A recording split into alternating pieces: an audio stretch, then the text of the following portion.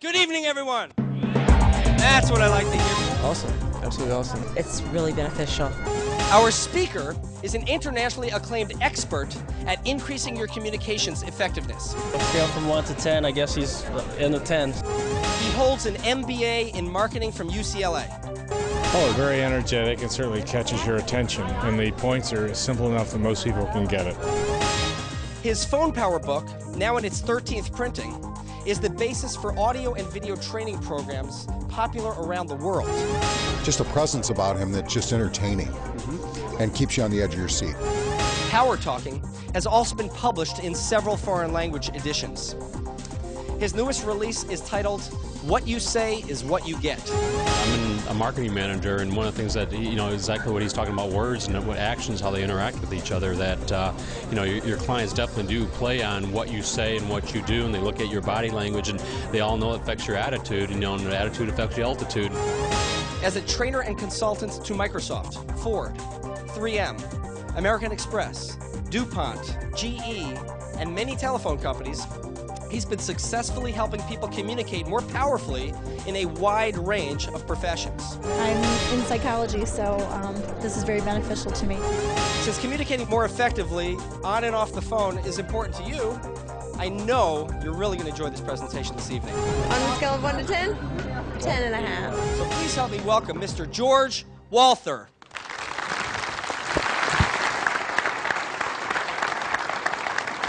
Thank you, Michael. Thank you very much. What a great day we've had today. Wasn't it beautiful? Don't you feel like your spirit is nurtured? You've had a great physical day, wonderful sunshine, and now we get to top it off with nourishing your mind tonight. And coming in, I had the opportunity to meet so many of you from such a range. We've got automobile designers, we've got realtors, financial services salespeople, mortgage brokers, Ford Financial is here, got a tremendous array. And the best news I can tell you is that regardless of your business, every single principle we touch on today is going to have direct application in your daily professional life and in your personal life. And this is not some academic, theoretical new idea that some professor cooked up. In fact, throughout the evening, I think there are going to be many occasions when you say, I've noticed that, or I know that, or I've done that, or I used to do that, and I'm going to start doing it again. So let's go right ahead and get started. Okay, I could have started that way. Or maybe I could have said the same thing a different way. Good evening. What a beautiful day it was today. What a darn shame we have to all be inside for a seminar tonight. I know you'd really rather be out in the sunshine. I met a variety of people coming in, and we got so many different interests here, from automobile designers to realtors to financial services salespeople. We've even got Ford Financial. Look, to tell you the truth, there's just no way I'm going to be able to personalize this for each individual business here. And I'm afraid I must tell you that what I'm going to be sharing with you, it's really nothing new. I think you know everything I'm going to be talking about anyway. So why don't we just go ahead and get started? Okay, could have said the same thing either way. Who here, had I opened with the second version, might at this point be trying to slide toward the exit door? So did you have a negative impression the second time around? Tell me your name, please. Amanda, what did you notice that gave you a negative feeling the second time around? Just the attitude. And although I said nothing about my attitude, isn't it true that you size up a person's attitude based on the way they sound? In fact, from an individual's tone of voice, you infer. I didn't say this is going to be a really boring night, and I don't want to be here either. But you may have picked that up from the way I sounded. Amanda, that's excellent. It's the correct answer, and it's a prize-winning answer. I have a copy of What You Say Is What You Get. You're right. And there's more than one right answer, because you size people up based not just on how they sound. What else shaped your opinion about the second version? See, you offer a prize, the hands go. Yes. Facial expressions. So interesting. You were evaluating my facial expressions, no doubt my posture as well. And in fact, don't we do it every time you meet a customer for the first time? And when they meet you for the first time? When you meet somebody new in the neighborhood? For those of us who are single, if you're out meeting somebody socially, you form impressions right away. It comes from the way you sound. It also comes non-verbally. It comes from facial expression, posture. Also, I want to tell you, as I came in here, I did not have in my head, okay, don't forget, slump down and change your facial expression. I didn't have to do that because I made sure that the words I used were negative. And when you use negative words, that shapes the way you think and the way you act. Because, of course, your body posture and the way you think are all tied in to the way you speak as well. So good. Who said that? Great. I have an audio version of tonight's program for you. Yeah? Anybody notice anything I said that made you feel one way or the other in the two versions? Yes, what'd you notice? Just so you mentioned that everyone would be able to get something out of it as opposed to the personalization that you may not be able to do. In fact, you might notice that I said 3 facts. I said the same 3 facts. It's been a lovely day and we're inside tonight. I said there's a wide variety of interests here in the audience. And I said that this is not new information. It's not the facts. I said the same 3 facts. It's the way you state the facts that shape the impression. Yes, that was a prize-winning answer. And this red cord is just going to look great on your phone. I'll explain why later. Hey, what you did with me is exactly what your customers do with you, what your colleagues do with you, what friends do with you, and of course, what you do with them. You pay attention to those same 3 factors that you did with me. Before anybody opens his or her mouth, you're paying attention to the nonverbal messages. How's this person come across? What's their posture like? What's the facial expression? But it doesn't stop there, because then they open their mouths, and then you listen for how they speak. And you infer what their attitude is based on the way you interpret their tone of voice. And you definitely do also pay attention to the specific words they say. And they may be positive, they may be negative. Again, it's not the fact, it's the words used to convey the fact. You just did it with me. Obviously, it's an artificial situation. Your speaker comes in, you think, okay, it's a beautiful evening. I'm going to be with this person. Is this going to be a valuable experience or not? But it happens every time you meet anybody. We all size each other up. It's human nature. So here's my question. If those are the 3 factors that people use in evaluating you, which would be most important? How many people here believe in the power of positive thinking? Oh, unanimous, unanimous. So you know that whether you're a realtor or selling financial services or aiming to increase collections from people who are behind on their car payments, whatever it is, you know that the path to success is that after this program, you go to your office tomorrow, and you go like, I'm thinking so positive. Of course, it would be absurd to sit in the corner and think positively. That's not what brings about change. It's a crucial component, but thinking positively ain't going to do it. How about this? Who would say actions speak louder than words? Every hand up. And yet, don't you see people who have perfect posture, they have a stride of authority, when they shake hands, the firmness is perfect, the eye contact is ideal, everything's just right, and you're thinking, what a dork. This is a hollow shell. This is just someone going through the motions. There's no true substance inside. I'm not here to say that thinking is the most important thing or that acting is the most important thing. And I'm also not here to say that the words you speak are the most important thing, because the reality is they all influence each other. What you think about influences how you act, influences how you speak influences how you think and how you act. They're all connected. So who does this really matter for? We're here, of course, representing our own interests, yet we have a team at work. We have a team that we are a part of. We certainly have customers. What about them? Where's the most important component there when it comes to communicating? Well, once again, they influence each other. If you have customers who speak negatively to a colleague, and the colleague's in the back room saying, oh, these customers are a pain in the butt, and then that rubs off on you, no doubt it affects your attitude, which rubs off on the next customer. In fact, they're all connected. What's going on in your mind, what's going on in your mouth, what's going on in your body, all are connected. Now, I know what happens when you come to a program like this. Many of you come to many of these programs, and you have either people who you work with or people you've met previously, and you come and you sit down with them. And if there's nobody in the room who you recognize, nobody you feel comfortable with, then you look for someone who seems friendly and approachable, and that's who you're sitting with now. I'd like you to stand up, please. And will you quickly pivot around, find somebody close by who you've never seen before, a complete stranger. I'd like you to form teams of 2 people, please. Teams of 2. Find a stranger.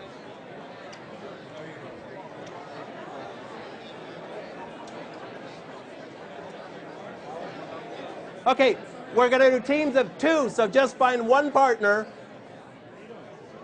And what I'd like you to do now, please, decide between the 2 of you who has the most hair.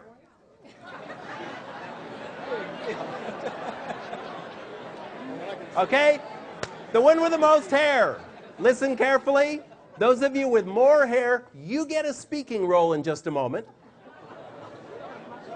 Those of you with less hair, here's the job I have for you.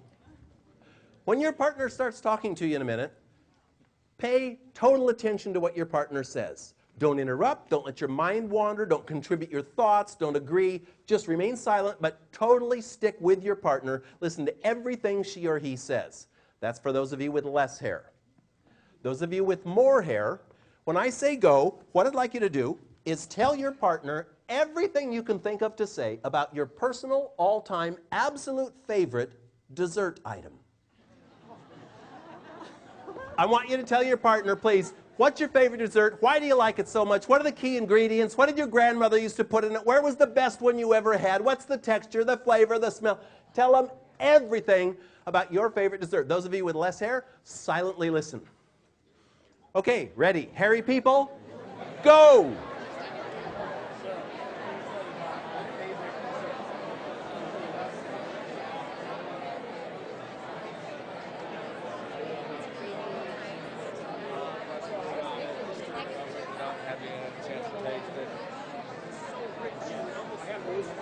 Stop. Silence. Say nothing else. Silence. Silence, please. Those of you who were on the listening side, what I want you to do now, please, is look at this list of adjectives up on the screen, and I'll ask you to step to the side just a minute here so everybody can see. From that list of adjectives, will you please select the 4 adjectives that describe the personality of the individual you just listened to? Jot them down anywhere. Back of your notes, it doesn't any scrap of paper. Just very quickly go with your first gut impressions, 4 adjectives that describe your partner's personality. Go ahead.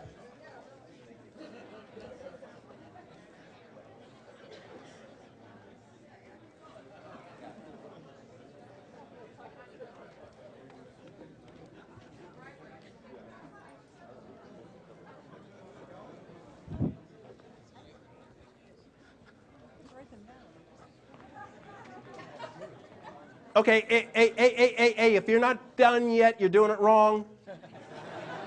This is not psychoanalysis, just your first quick instinct. No 7-year deal here.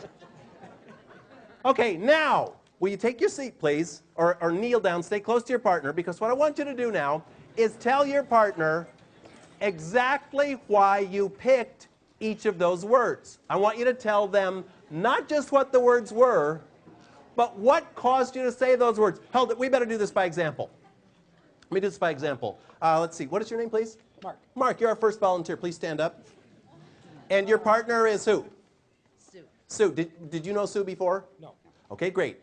Now, may we assume that you were the listener here, Mark? Okay, sorry, I just want to be sure. So you face your partner, you say, Sue, I didn't know you previously, but now that I've had some insights about your personality, here's how I'd size you up. I'd say,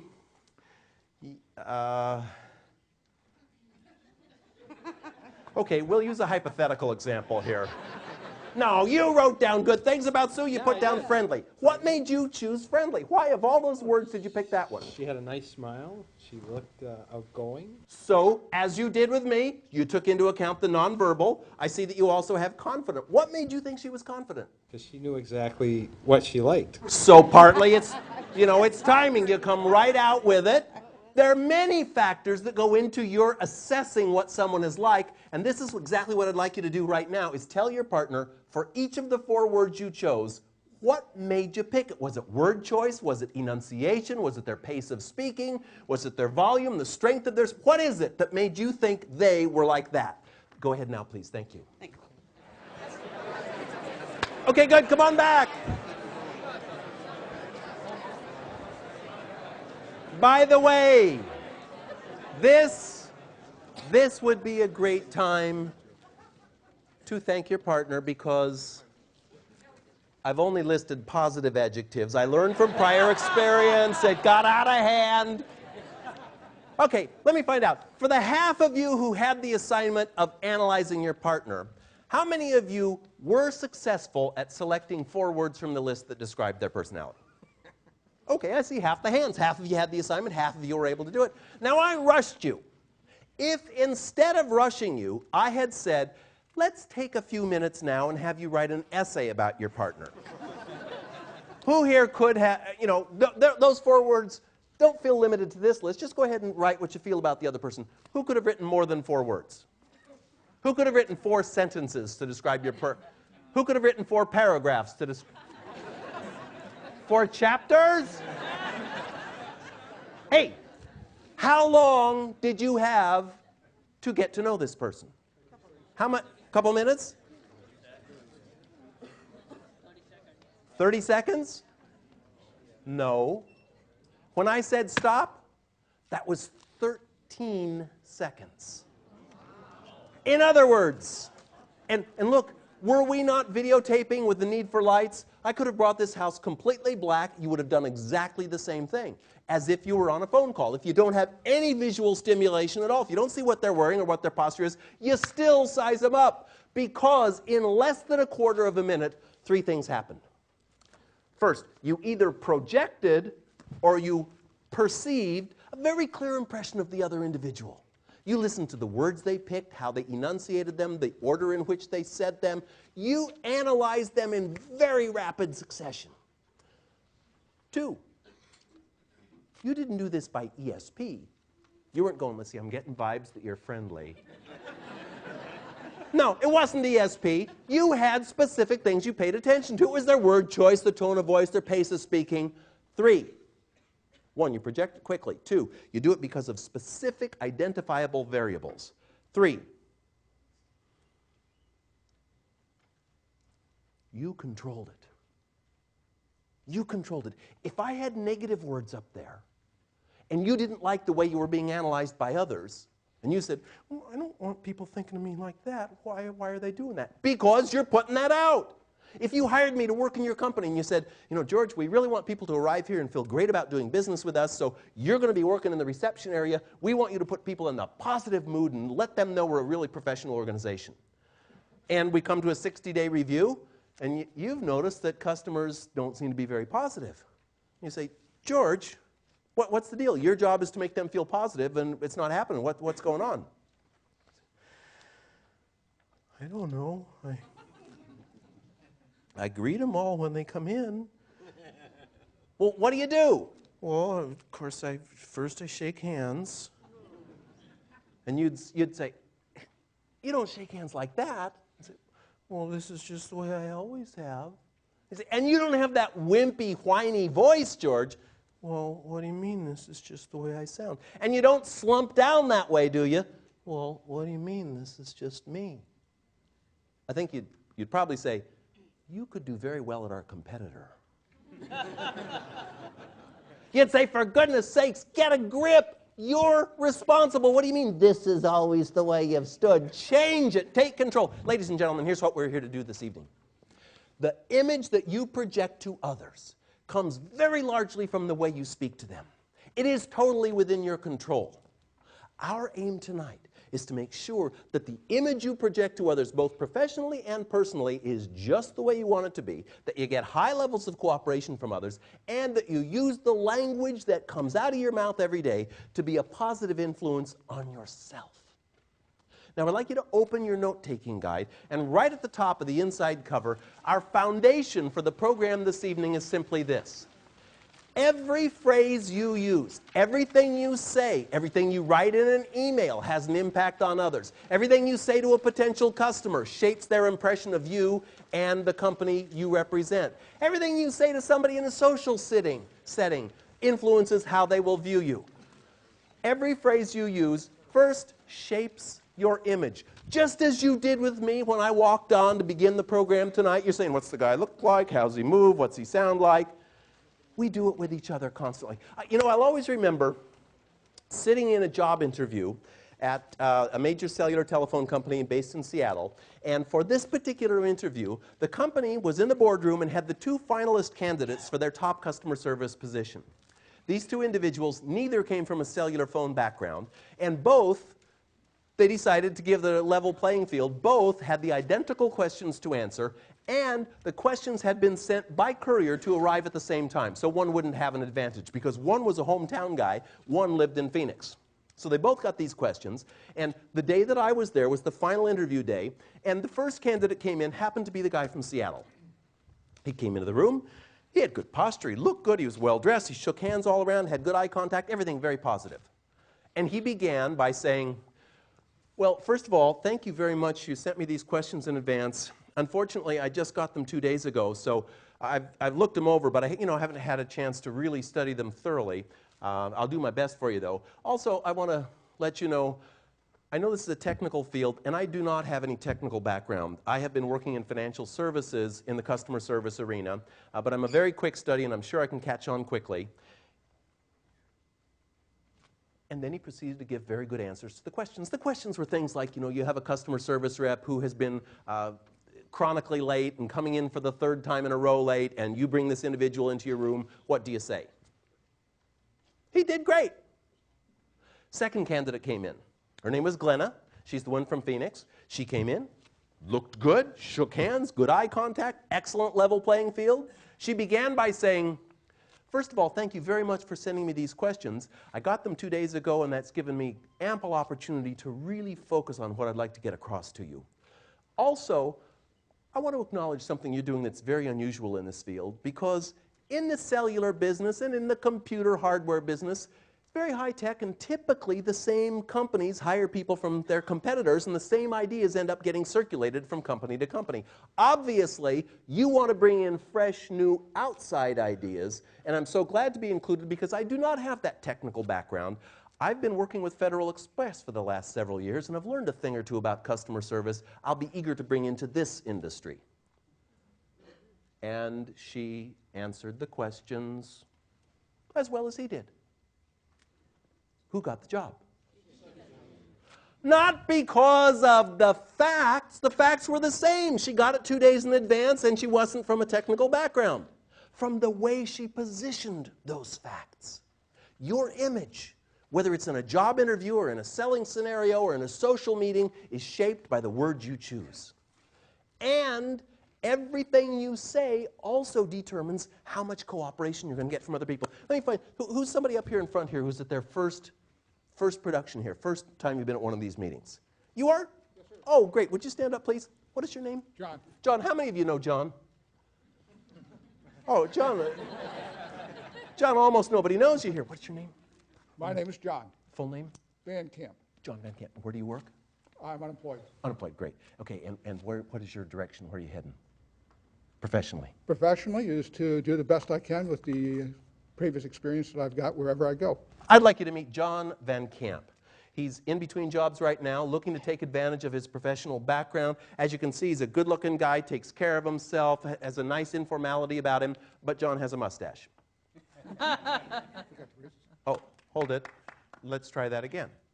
I'd like you to meet John Van Camp. He's between jobs right now. He's going to take advantage of his professional background. As you can see, he's a good-looking guy, takes care of himself, he has a casual way, and he has a mustache. Any difference?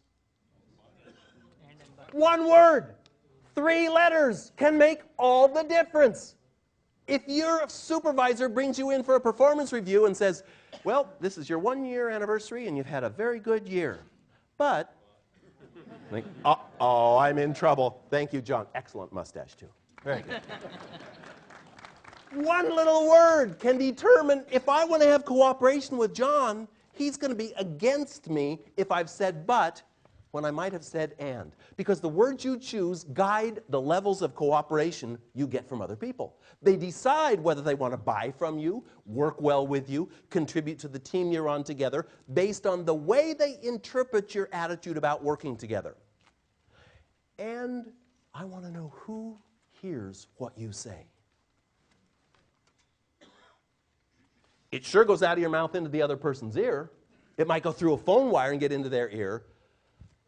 But it goes on to your own ear. In fact, your most important listener, your biggest critical component in listening to the way you communicate is yourself. Because every phrase you use programs your own brain. What you hear yourself say in typical interactions with other people shapes what you think about yourself. So, ladies and gentlemen, the importance of the language you and I use every day is absolutely crucial. And it could be as small a thing as replacing but with and.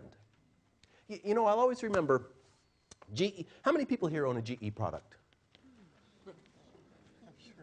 I think your hand should be up. We all have GE. In fact, if you own a GE product, you'll always find there's an 800 number on it that goes to the GE Answer Center in Louisville, Kentucky. First time GE had me come in to do some work for them, before I gave a presentation, I went out in the call center and I sat with typical individuals to see, you know, what are their calls like? And I sat beside a woman named Miss Cooley. And I listened in on Miss Cooley's calls, and I'll tell you, no matter what you may think of your work, Miss Cooley's work was really not very exciting. You know, all day long, call after call was, how do I change the light bulb in my refrigerator? It opens on the right side, but I want it to open on the left side. My kids have been making water balloons, and now they're jammed into the automatic ice maker. How can I get them out? The whole time I listened to her, there was only one really interesting call. This was from the person who phoned and said, how do I get the fireworks to stop in my microwave? There shouldn't be fireworks. How long have you noticed the fireworks in your microwave? This caller actually said, you know, it's been 2 weeks now, ever since my birthday, because my friends gave me this beautiful set of top quality pewter serving plates. And that metal is so cold because they're thick. They're top quality. But I preheat them because I don't want to put my warm food on these cold plates, so I put them in the microwave to preheat them, and sparks start flying. It's like, you idiot! But no, Miss Cooley didn't say anything like that. In fact, Miss Cooley was consistently extremely positive, and I paid very careful attention to her word choice. Here's what I noticed. You want to know where your nearest dealer is? Miss Cooley would never say, well, you'll have to get your zip code, and let me then check it, and I'll have to cross-index it with your zip code. She would say, I'll be happy to cross-index that with your zip code. You'd say, what's the part number for that soap dispenser cup on the dishwasher? Miss Cooley would never say, well, just a minute, I'll have to check the parts manual. She would say, just a moment, I'll be glad to check the parts manual. Miss Cooley would never say, you know, that's a technical question. What I'm going to have to do is get our engineers working on this, and then I'll have to call you back. She would say, that's a technical question. What I'd like to do is get our engineers working on that, and I'll be glad to call you back. Here's my question for you. If you called Miss Cooley, would it make a difference in your experience of that individual and of GE if she said, you'll have to get that, you'll have to look that up, I'll have to get engineering, I'll have to call you back, versus, I'll be happy to look that up, I'll be glad to talk to engineering, I'd be happy to call you back. Would that make a difference? Yes. In fact, Miss Cooley's personal decision to rid herself of that common phrase, I'll have to, made all the difference. And what about to Miss Cooley? Now, I timed her, I watched, and she handled, in the average hour, 12 calls. In each of those calls, she handled, on average, 3 requests for information. 3 questions to which she could have answered, I'll have to or I'll be glad to. And she worked an 8-hour shift, 8 times, 12 times, 288 times a day. What does it do to Miss Cooley if 288 times she hears herself say, I'll have to get the part number. I'm going to have to check your zip code. I'll have to get the engineers working on this. I'll have to call you back. I don't want to call you back. I don't like customers. What a drag. I hate my job. My life is miserable.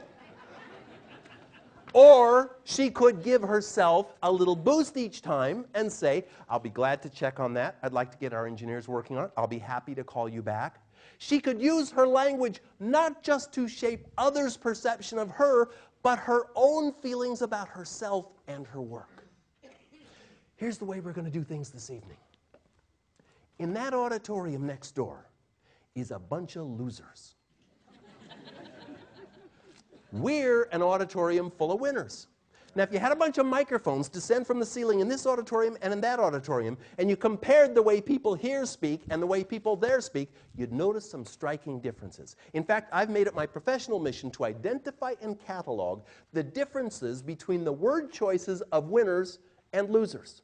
And they are marked. They're very dramatically different. And they fall into 9 categories, 9 trait areas. Tonight, I'm going to explain each of those 9 traits to you with some illustrative examples. And the first is that power talkers, we're going to say people who use language positively, people who are winners. And I'm not talking about rich people, unless you consider having successful careers, good friends, enjoyment of life, healthy families, and probably financial well-being.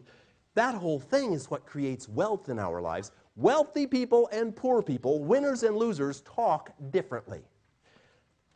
The first trait of winners, the first language trait, is that they project positive expectations. They let you know that working with them is going to be a positive experience. They don't say what typical people would say, those in the other auditorium. They'd say, you know, gee, I'm going to have to ask someone in customer service. They'll have to check with the plant. They'll have to call you back. They would instead make a conscious effort never to say, I'll have to, knowing that it's going to create a negative impression and make them feel bad and get lower levels of cooperation. They'd instead say what they'd be glad to do, what they'll be happy to do, what they'd like to do. They make a decision to purge from their daily vocabularies that phrase, I'll have to.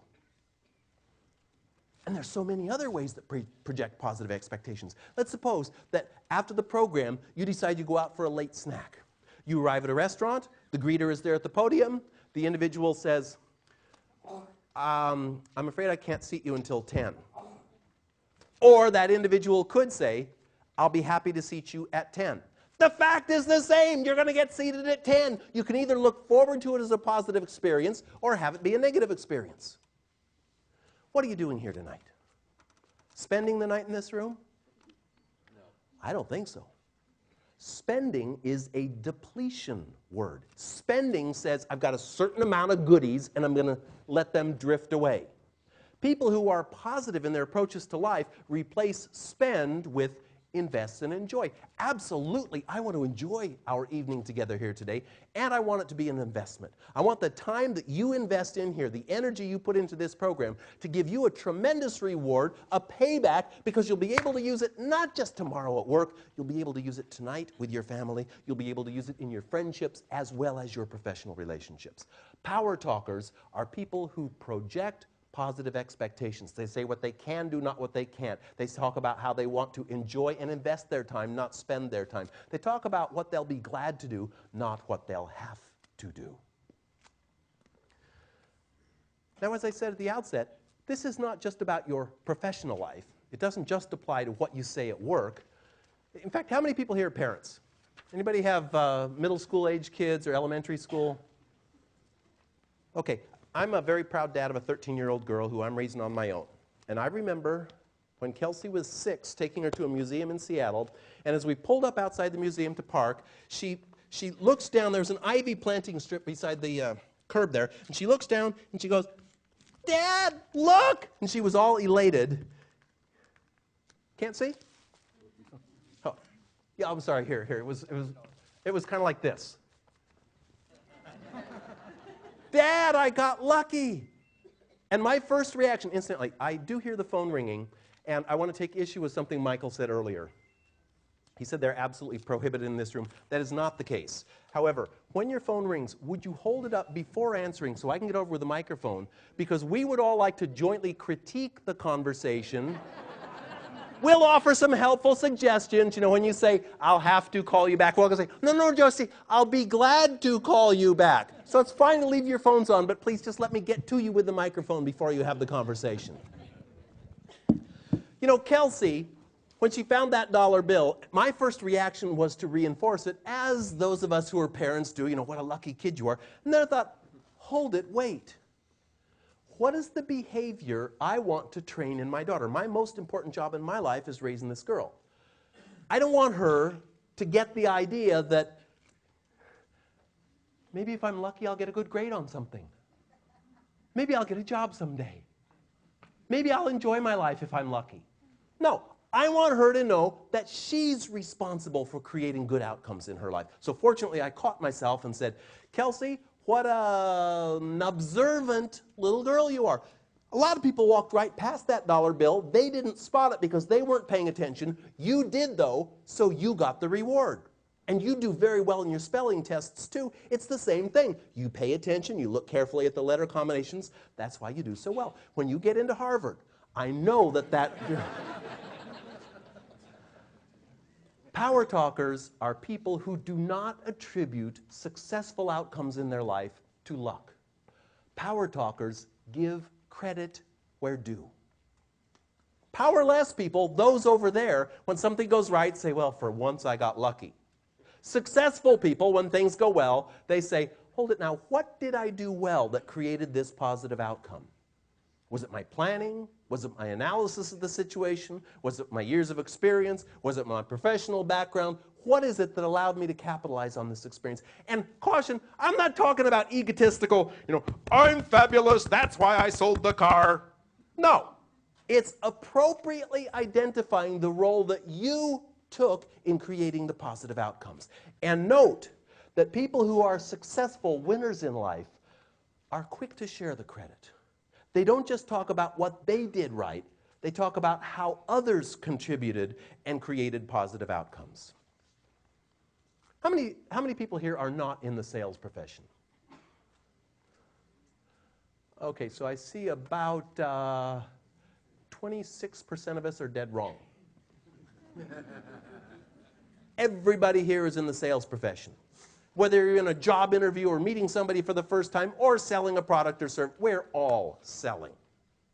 Now you know the 3/4 of you who recognize that you're in sales. You know you go to program after program, and don't you always hear about the value of generating referrals from your current customer base as the very best way to bring in new business? And we all hear it, and not many of us do it. Some do. Some have great success at generating referrals from their existing customers. And I want to show you what they do to create that success. You can duplicate it.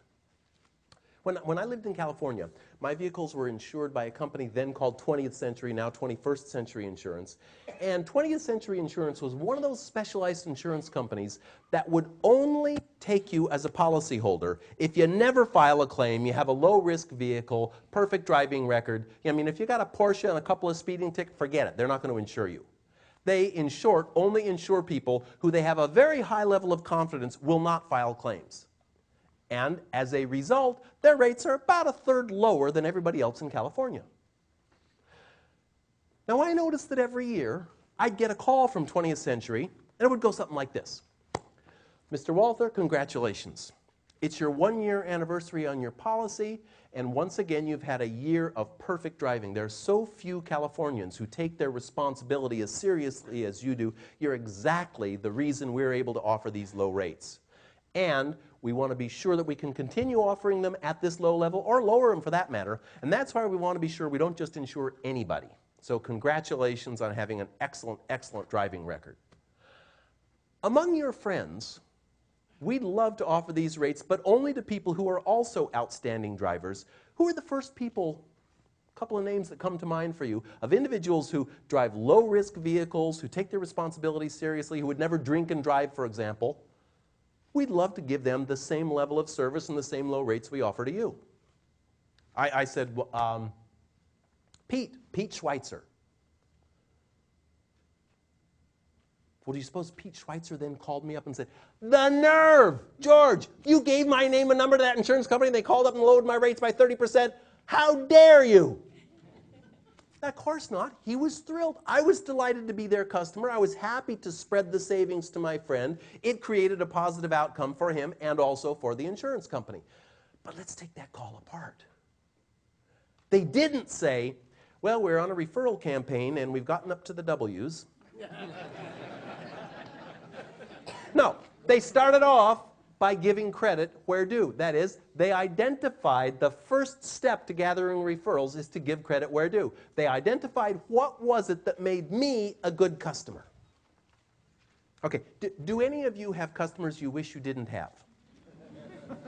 Okay, don't ask them for referrals. Their friends will all be just like them. You don't want them.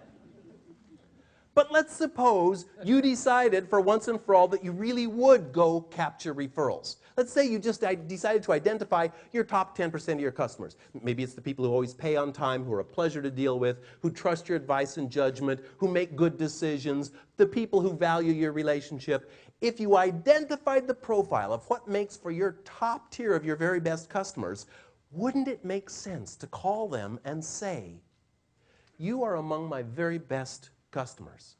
What I notice and appreciate about you is that you're always punctual with your payments, you're a pleasure to deal with, you're always friendly, you return my calls, you give me ideas that help us grow. You're exactly the kind of customer we would love to have more of. Start by offering credit where due. Second step, as with 20th Century, be specific about who you're after in terms of referrals. Not, gee, can you think of anybody who would be a possible customer for us? No, what they did with me is say, among your friends, who are the first couple of people who come to mind when you think of very safe drivers who would never drink and drive, who take their responsibilities seriously? In other words, it's kind of a fill-in-the-blanks approach. You tell your current customers what you love about them and what you wish you had more of in others, and let them fill in the blanks. And the third step, and this is an important one, is to make sure that as you ask for these referrals, you provide some appreciation or incentive for doing so. In my case, they explained that my rates would stay low if they could make certain that they insured other policyholders like me who were low risk, who were probably never going to file a claim. Point out why it is in your customers' best interest to have them supply you with referrals so you can continue to grow your business with customers like them. Power talkers are people who give credit where due. I'd like you to write 3 R's in this section of your notes, please. 3 R's, because my company name is Speaking from Experience.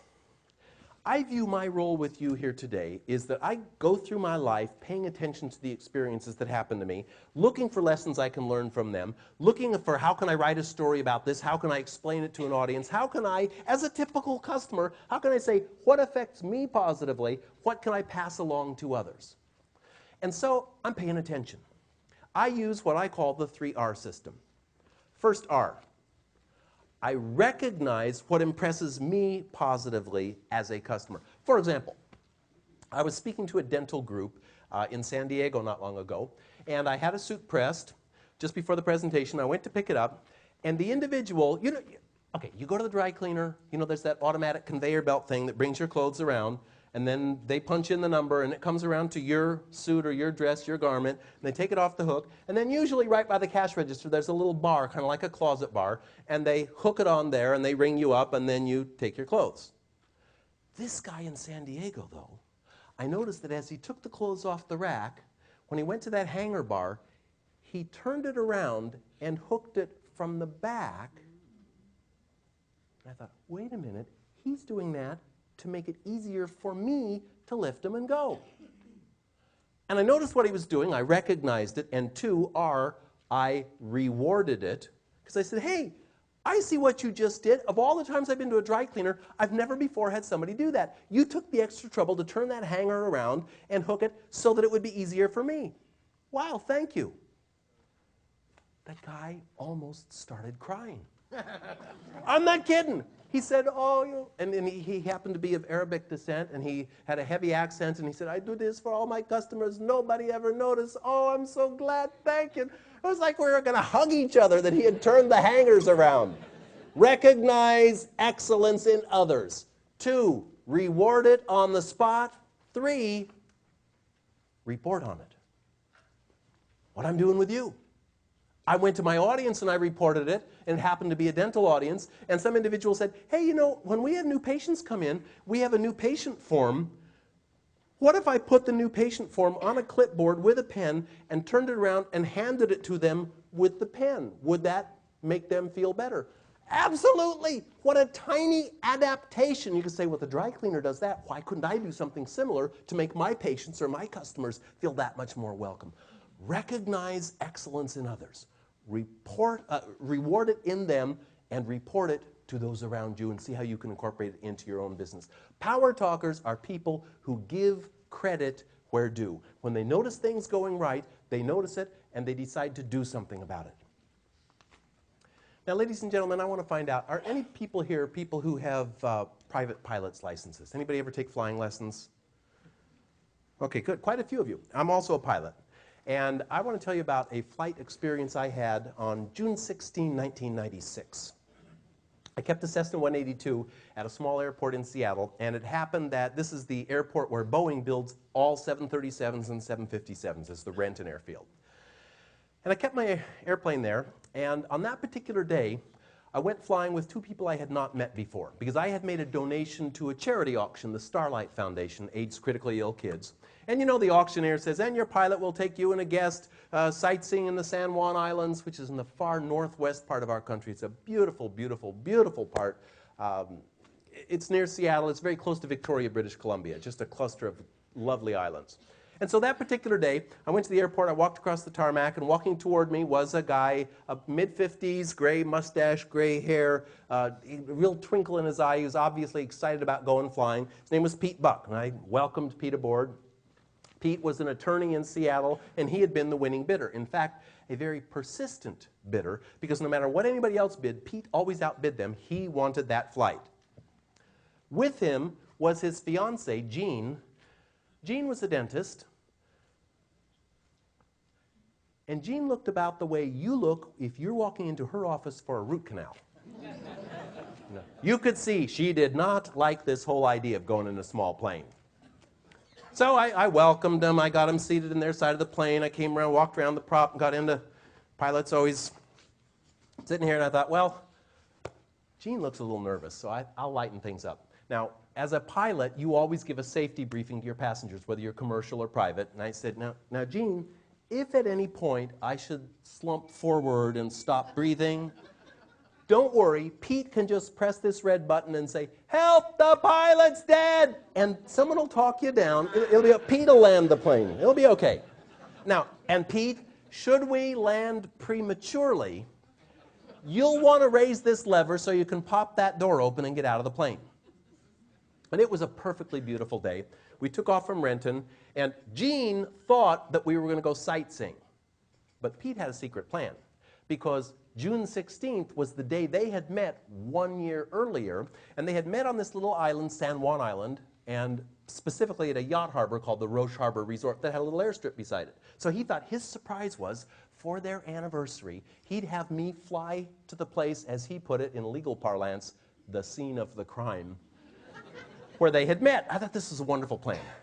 So we took off, perfect flying conditions, reached cruising altitude. I flicked on the automatic pilot. We're flying along, and it was spectacular. I'm going, Jean, if you look over your right shoulder there, that's Mount Rainier behind you, over 14,000 feet. Pete, look, up ahead there, that's Mount Baker.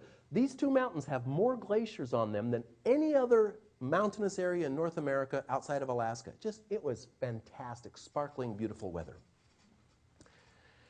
As we approached Roche Harbor, I went through my pre-landing checklist, you know, fuel mixture 10%, flaps 10%, checked everything, all's well, flicked off my autopilot. And I heard a voice. Don't land there. Who's that? What's that? And I looked, Pete and Gene didn't seem to have heard this voice. I thought, well, that's kind of creepy. And I checked my gauges. Everything was just fine. I felt fine. I thought, I'm not the kind of guy who, my life is not ruled by voices. And so I did what you pilots know. I made my turn to left base and then my turn to final, the last thing before landing. And as I made my turn to final, I heard again, don't land there. I thought, God, I've never had that happen before. That's weird. I thought, well, maybe I should change and go to another airstrip. How would I explain that? Pete, don't worry, I feel fine. As you can see, the instruments are all in the green. The weather's perfect. Everything's okay. I want to let you know I'm hearing voices. You don't like your pilot from the cockpit today. Ladies and gentlemen, we're approaching Detroit Airport. I'm hearing voices in the cockpit. I think we'll go to Minneapolis. So I decided to continue with the landing, and we were on short final, which is just before you actually touch down, before the threshold of the runway. In fact, the beginning of the runway was about as far as from here to the back of the auditorium. And at that moment, we encountered a phenomenon that the pilots in the room know about, and which you encounter yourself without knowing about it, and that's called wind shear. Wind shear is a vertical wind. You can't see it, you can't do anything about it. And in fact, you encounter wind shear all the time as you're flying, because you're going along at 33,000 feet and suddenly your coffee jiggles a little bit. Well, that's wind shear. The plane may be bumped down 50 feet. You're at 33,000 feet, no big deal. But we were at 33 feet. And when you go down 50 feet from 33 feet, it's a big deal. And suddenly, it's like an elevator, the cable is cut or something. Suddenly, the plane's on the ground, and while you're flying, you're steering with the yoke. But when you're on the ground, the yoke does nothing. You steer with your feet. And I'm struggling with the foot pedals to keep the plane going straight because I can see the end of the runway there. We're going to make it if I can just keep it going straight, and we're bouncing along over the little bumps, and there's grass sticking. And I can tell you, the weirdest thing in emergency situations, I had these three predominant thoughts in my mind. For some reason, I was thinking, first, I was like, oh, fine, I'm going to get grass stains all over my plane now. And then, of course, I also thought, why didn't I listen to that voice? And third, I thought, and why did the winning bidder have to be a lawyer? I do not want an attorney on my plane when I'm crashing. Still, I was able to keep the plane straight. We were bumping along, just heading right for the runway. We were just going to... And then I saw the ditch. And the landing gear, the nose gear, dropped down into the ditch, sheared off the bottom of the plane. If you have no landing gear, you're not in control. We slid down the runway on the belly of the plane. That particular model, the Cessna 182, has its carburetor on the bottom side of the block, so that was the first thing to be sheared off. So now my 55 gallons of fuel spilled out on the runway. Sparks are flying. Well, you know what happened next. Plane came to a halt. Cockpit filled with smoke. Fortunately, Pete had listened carefully to his instructions. He opened the door and got out with Gene. We ran from the plane and stood back and watched. And when the sheriff arrived and pulled his Instamatic out of the car, that was my Cessna 182. It's all that was left of it. Total loss. Insurance company paid for it. I'm very happy to tell you, not a scratch. We didn't have a singed hair. Perfect survival. Nothing bad. But man, did I learn some lessons that day. For one, you better believe I listened to that voice. The book I'm working on now is Gut Level Leadership, and it helps males primarily. Women, you know this already. Us dumb guys think, it has to be logically verifiable to be true. No, it does not have to be logically understandable at all to be true. People who make the best decisions in business and in life are people who check with their gut. What is my gut telling me to do? I learned that lesson. I certainly learned the lesson about the big picture, like don't think about grass stains, control the plane. And I also learned something about judging others. Because I was so worried about Pete Buck, thinking, oh gosh, now we've survived the crash, but now I can just see the lawsuits. What's going to, emotional damage, failed marriage, dry cleaning for his pants. I know it's not going to be misrepresentation because the auctioneer did say, this will be an experience you'll never forget. I know it's not that. Hey, I was so wrong. This guy, Pete Buck, is a fantastic person. He didn't sue me. He invited me to the wedding. Their wedding video begins with this picture. I was with him for 4th of July this last year. I go every year. They come to all my parties. We've become well, more than great friends. I think there's something about a life bond going on here. I was so wrong about Pete. But I also learned something about failure. Because I certainly left that experience feeling that I had failed as a pilot. You know, you're not supposed to have your plane burn up. And I'm so grateful to your hometown boy here, Henry Ford, for reminding us of what failure really means. Failure is the opportunity to begin again more intelligently.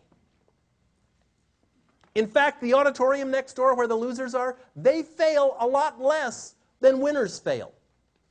Because when losers fail, they step back and they say, oh, I'm never doing that again. I'm no good at that. I'll never do that again. Winners have an experience like this and say, oh, there are lessons in there that I can learn.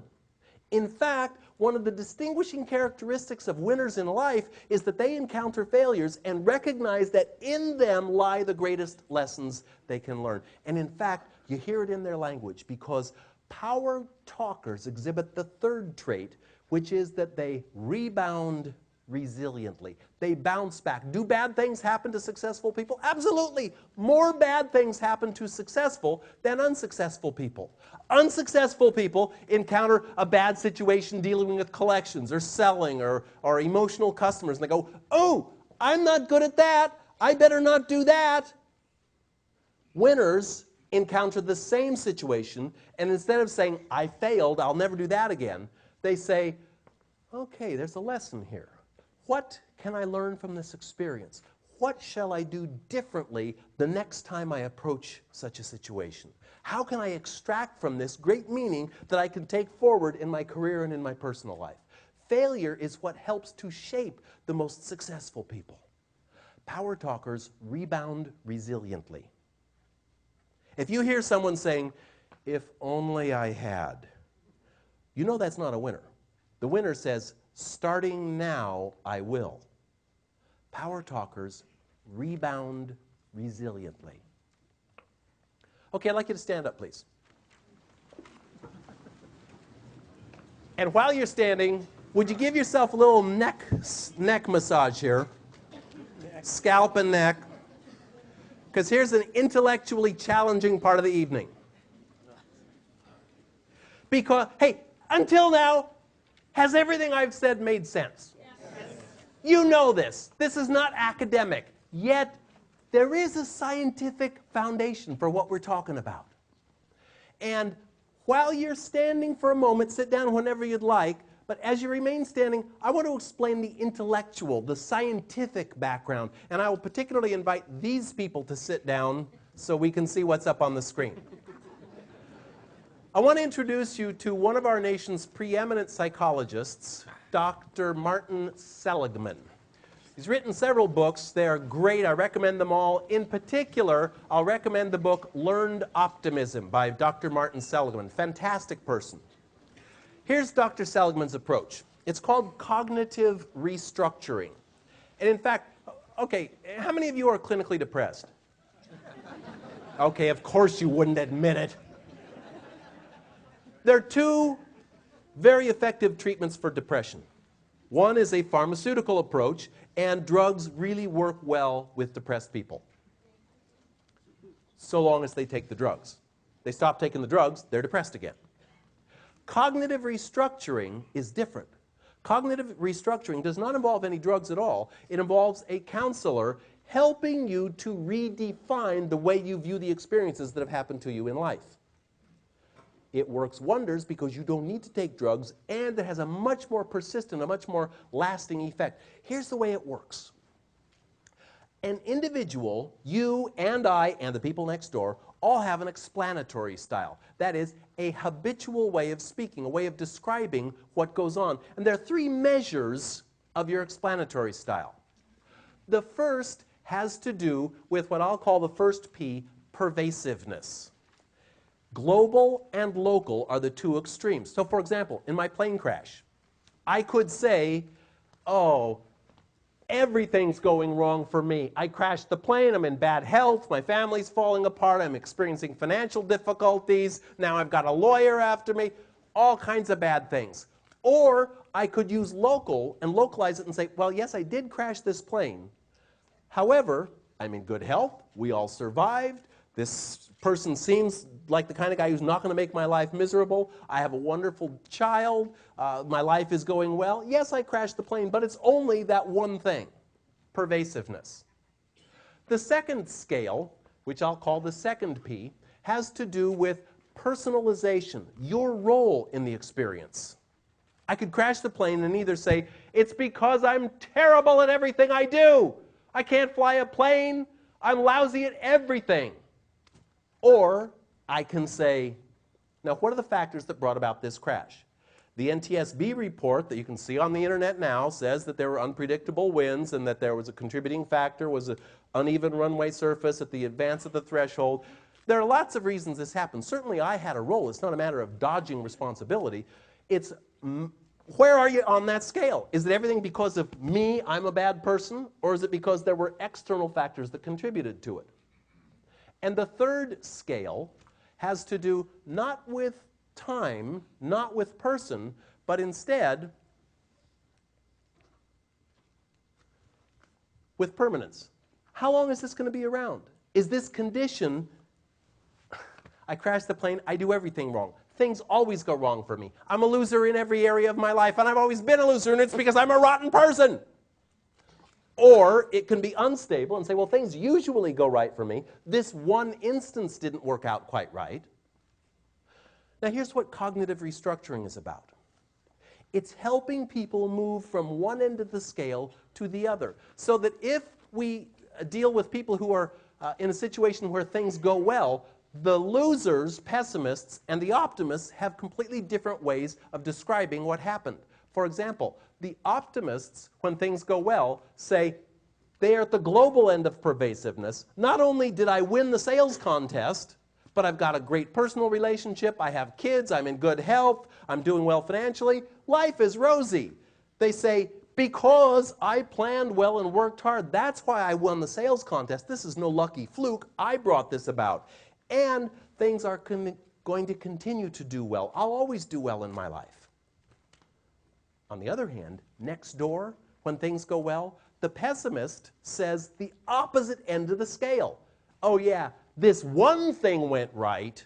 Yeah, I won the sales contest, but the rest of my life is a mess. And it's certainly not because I was a good salesperson. It was because the really good salesperson was sick that month, or something, my territory was changed. It's not me, something outside brought this about. And I'm sure this won't continue. But what about when things go poorly? When negative things happen, we and the losers have a completely different language pattern. When things go poorly, optimists say, well, it's just that one thing. In other words, they localize it. They identify, yeah, I crashed the plane. However, I'm in good health. I have a wonderful relationship with my child. Financially, I'm doing fine. I have good friends. Yeah, one thing went wrong. Not everything, one thing went wrong. And there were circumstances that brought this about. Yes, I had a role, and I can change the way I play the hand I'm dealt, but there are other factors to consider. It's not because I'm a rotten person, and I'm sure things won't stay like this forever. The optimist says, yeah, once in a while things don't go the way you want. On the other hand, in the other auditorium where the pessimists are, they have a completely different way of viewing things. When things go poorly, the pessimist says, oh, everything's bad in my life. Not just this one thing. Sure, I lost the sales contest, and my health is declining, and my friends don't like me, and everything is wrong. And it's because I'm no good. It's internal. And it's gonna always be this way. Cognitive restructuring is about changing where you are on the scale. Is about consciously saying, as a doctor to a patient would say, now hold it, what you just said, you said you lost the sales contest because you are not a good salesperson. Are there some other factors here? Well, yeah, territories were realigned. Yeah, well, there is a tough economic environment right now. Well, yeah. So in other words, the cognitive restructuring approach to people who are depressed is to say, let's shift your language to the other end of the scale. And in fact, with a very high reliability, Dr. Seligman or anybody who studies this field could listen in on you talking through the day to friends and to yourself and put you on the scale of optimist to pessimist, and you can change it. You can move. In fact, what I'm sharing with you tonight, these verbal strategies for improving the image you project to others, your ability to get cooperation from them, and the ability to motivate yourself is all something that you can do. Now, I said there are 9 trait areas, and for each of them, we're looking at some examples. I certainly don't expect that this evening you go, oh, well, I heard some stories, and I'm going to, okay, I'm going to quit saying I'll have to, and I'll always say I'll be glad to. How about problem? Instead of saying problem, gee, that makes me want to back away from things. If I run into a customer's challenging situation, I feel better than if I run into a customer's problem situation. Problems I go away from, challenges I move toward, oh, I could change that. Instead of saying, I can't get you the report till Friday, I could say, I can get you the report on Friday. You could make lots of individual changes. But there's a big difference between simple and easy. It's not easy to change lifelong habits, obviously. Hey, don't make this mistake. Don't make the mistake of sitting in your chair and seeing me up here saying, oh, Mr. Author guy, he's learned these 50 things. No, I work on this every day.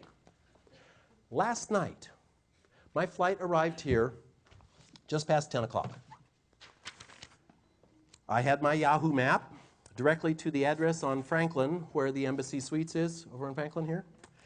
And just about 7 or 8 minutes after 12, I was at a mobile station with very thick bulletproof glass near Franklin, in downtown Detroit, wondering why were all these young children out after midnight. And I was completely lost, and I handed my little map to the lady under the, the little place you slip the money through, and I asked, Embassy Suites, where's Franklin? It's got to be close here. I followed the directions. She's, Embassy Suites? And she looked completely baffled, never heard of Embassy Suites. I immediately thought, oh, God, she's obviously never been anywhere. She's stupid. I didn't think, maybe I'm in the wrong place. And then a rather disheveled woman who you wouldn't pick out walking down the street, there's a smart, capable person, I'll ask her. But she saw me with this map, and she took the map and started saying, oh, okay, now, oh, you know what you'd have, let me see, how would you get to Franklin here? And I'm thinking, okay, just humor her, she doesn't know. And then this really big, mean-looking guy comes over, takes one look and says, that's in Southfield. And she says, so what, do you work for the post office? And he said, yes, I work for the post office. It's in Southfield. And that woman got out her pencil and made me a little map that got me directly to Embassy Suites last night and basically saved my ass. So I found myself driving over here thinking, if only I had checked the zip code. I go, hold on, wait a minute. If only I had, no. Starting now, I will. Whenever I'm flying into a city that I've not been to recently, I'll check the zip code. And I also thought, at the rental counter at the airport, I showed the map to the dollar rental guy. I said, does this make sense to you? He looked it over. Yep, that looks good to me. I thought, how could he have let me go the wrong way? I thought, hold it. It is not his responsibility. It's my responsibility. In other words, ladies and gentlemen, don't think that because I wrote the book and I give the speech that I've got this down. I work on it every day. Being a power talker does not mean, okay, there are 50 things, don't say that instead. I've mastered them, now I'm a power talker. No. It means that you decide every day to pay careful attention to the impact that your words have on others, on the image you project to them, on the level of cooperation you get from them, and on how they will affect you. Power talkers decide to take charge and to use their language, their daily interactions with others, to create the most positive outcomes they can. Being here tonight is a wonderful step in that direction. and it's a long time journey. It's simple changes, it's not easy changes.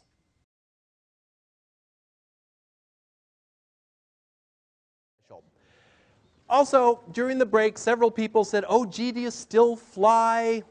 And it's kind of an interesting situation. First of all, I didn't tell you the whole story about that crash because there were actually 4 passengers on board. My 6-year-old daughter was on board. One of the things I learned in that experience, when Pete got out with Jean, I, of course, grabbed my daughter from the back and pulled her from the plane, and we ran away. I was very interested in sort of watching myself outside my body, looking at how I handled it, and it was amazing to me that I didn't feel my heart was racing, I didn't feel in any panic, I felt absolutely calm and cool. I thought, this is odd. The one sensation I noticed physically is that I had an unquenchable thirst. My mouth was so dry, and people came out from along the airstrip and gave me gallons of water. No matter how much I drank, I was still thirsty, my mouth was still dry. Yet, I didn't panic, I didn't in any way fall apart until I put my daughter to bed. When she was in bed, I knelt down beside her bed and I cried all night long. And I guess partly it was that I wanted her to see her dad being strong in an emergency situation. I knew that for me to freak out was not going to make anything any better. But when I knew she was safe in her bed, man, I just cried all night. Another thing that came out of that experience is that at the time I was going through a divorce. My former wife, we had shared custody at the time, and naturally Mom freaked out. Her daughter, I don't think she minded that I almost died, but her daughter. And so I made a solemn promise that I would not take Kelsey in any small planes. Subsequently, my former wife decided to leave the country. And I had an opportunity at that time to either become a visiting, summer vacation dad or a full-time dad. And I paid attention to that voice inside me that said, the most important thing I will ever do in my life is raise this child. And I am so grateful. Thank you. You parents know why you're applauding is because not only is the most important thing for the child, it's been the best thing that ever happened in my life is to be a full-time dad. Well, because I had made the promise to not take my daughter in any small planes, when I subsequently became her custodial parent, if I can't fly with my daughter, I ain't flying. You can't dabble at flying. You better do it all the time and keep it up. And so it was out of the question. So now I ride motorcycles. Gotta do something fun. And it's interesting how we get our lessons in life. Partway through the process of writing the book on which this evening's program is based and which some of you are getting at the table, partway through that process, I was not making any headway with my writing. And I'd love to tell you, that I had a big optimistic, outgoing spirit about all. I didn't. I was going like, oh, you're such a procrastinator. You haven't even started. The manuscript is due in 4.5 months. You haven't even begun. And I was kind of beating myself up. And I thought, I have clients calling. They want me to come give presentations. I can't get started. I got to get out. I got to do something. And I said to my wife, let's go to Hawaii. We'll get a condo. I'll take the laptop. We'll just go have 2 weeks of peace and tranquility. At that time, my daughter was 6 months old, little baby. I thought, perfect, I'll go and write. And my wife said, well, what do you plan to do? Just leave our daughter with a hotel babysitter or something? I go, oh, that's right. No, that wouldn't be good. My wife had 2 children from a former marriage, and they were being raised by their father. They lived in Canada. And I said, hey, I know what. Let's invite your 2 kids to come on the trip with us, because after all, they're teenagers now, and so they'll be able to help out caring for Kelsey. And I can get some work done. Oh, some of you have teenagers. Well, because I was not a full-time stepdad of these teens, I didn't really know about teenage behavior, so I said, oh, well, you're probably right. They may take a lot of attention, so I know what. let's have each of them bring one of their teenage friends along. So the 4 teenagers, the baby, my wife, and I headed off to Hawaii for 2 weeks of peace and tranquility. I got nothing done. I had a terrible time. I mean, the whole time. Jesse would come up from the beach. He'd come to the front door of the condo. There was a little shower head down on the ground beside the front door to shower, wash your feet off. He'd look at it. He'd go into the middle of the living room. Say, boy, look at all this sand here. Then he'd brush it off on the carpet and he'd grind his heels in. Well, don't do that. Wash off outside. Then he'd head for the refrigerator and say, man, it's so hot. I'm really thirsty. He'd open the refrigerator. He'd see the glasses on the counter. He'd look in the refrigerator. There'd be that cardboard carton of guava juice. He would reach for the carton, belt it back, take every drop, and then, you know the kid. Then he'd put the empty carton back in the refrigerator, leave it open, turn and walk away. I mean, the whole time I'm going, pick up your towels, shower off outside, use the glass, be considerate. It was horrible. I had a terrible time. And I finally said, those teenagers have ruined this trip. I'm not getting anything done. I'm having a terrible time. And my wife was standing there with me, and she said, oh, that's interesting. Those teenagers are ruining your trip. Huh. And she started waggling these 3 fingers. Now, let me tell you, if you write books about how to communicate positively, it is extremely annoying to be married to someone who has read them. Because waggling her fingers was her way of reminding me about a chapter I had written concerning one of my most important teachers, Edith Walther, my mom. That's my mom. On the left there, Edith. I remember when I didn't have a book report due one night. It was ready to be turned in the next morning, but I hadn't done it. My mom said, well, why isn't it done? You've had it for a week. And I pointed at my typewriter and said, the typewriter broke. I had this sort of a aqua coral-colored Smith Corona typewriter. I said, well, the typewriter broke. And my mom pointed at the typewriter and said, oh, I see one finger pointing at the typewriter, but look where the other 3 fingers are pointing. And she made me laboriously, she went through each finger. What does this finger say? That one says the typewriter broke. What's this one say? This one says I shouldn't have waited until the night before it was due. What does this one say? This one says I should have checked the typewriter to make sure it was working. And what about this one? This one says I should have had a backup plan in case the typewriter didn't work, some other way to get it turned in. In other words, it's not the typewriter's responsibility to get the book report done.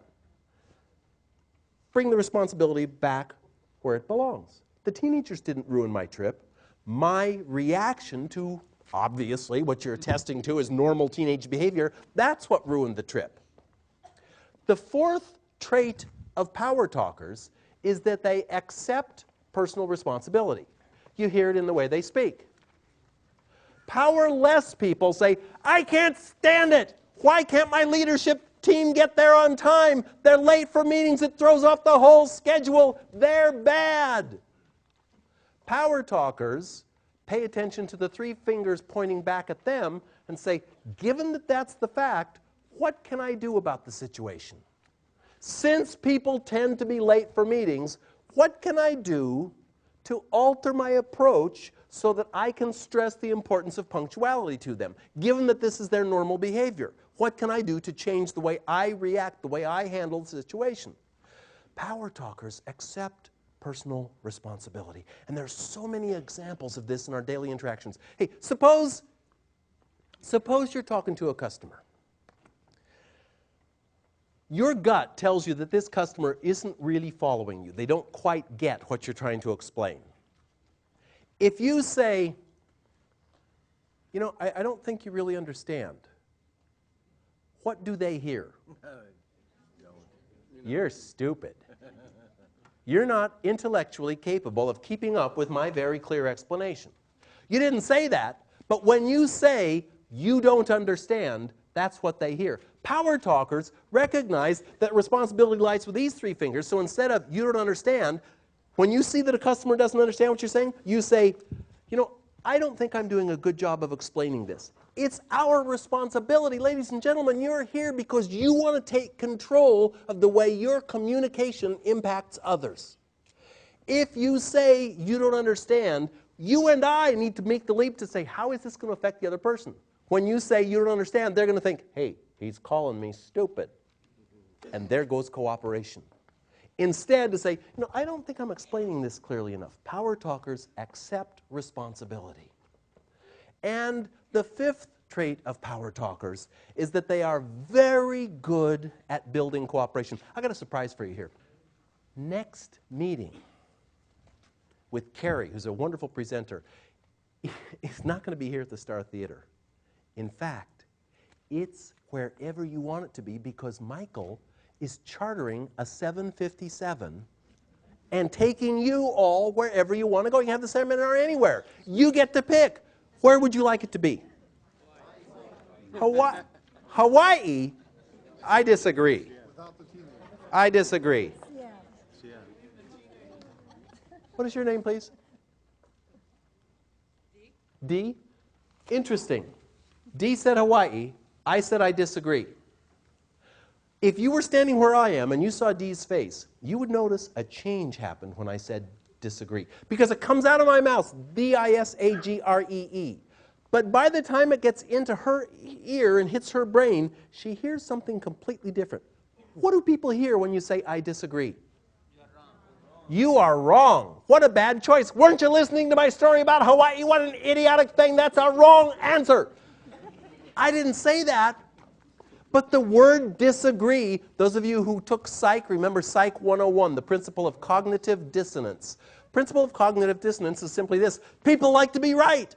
When people say, oh no, you're not right, you're wrong, they then dig in their heels and are determined to prove that they were right all along. Because D now, her mind is visibly going to justify, let's see, I said Hawaii for a very good reason. Here are 3 reasons why Hawaii is the right.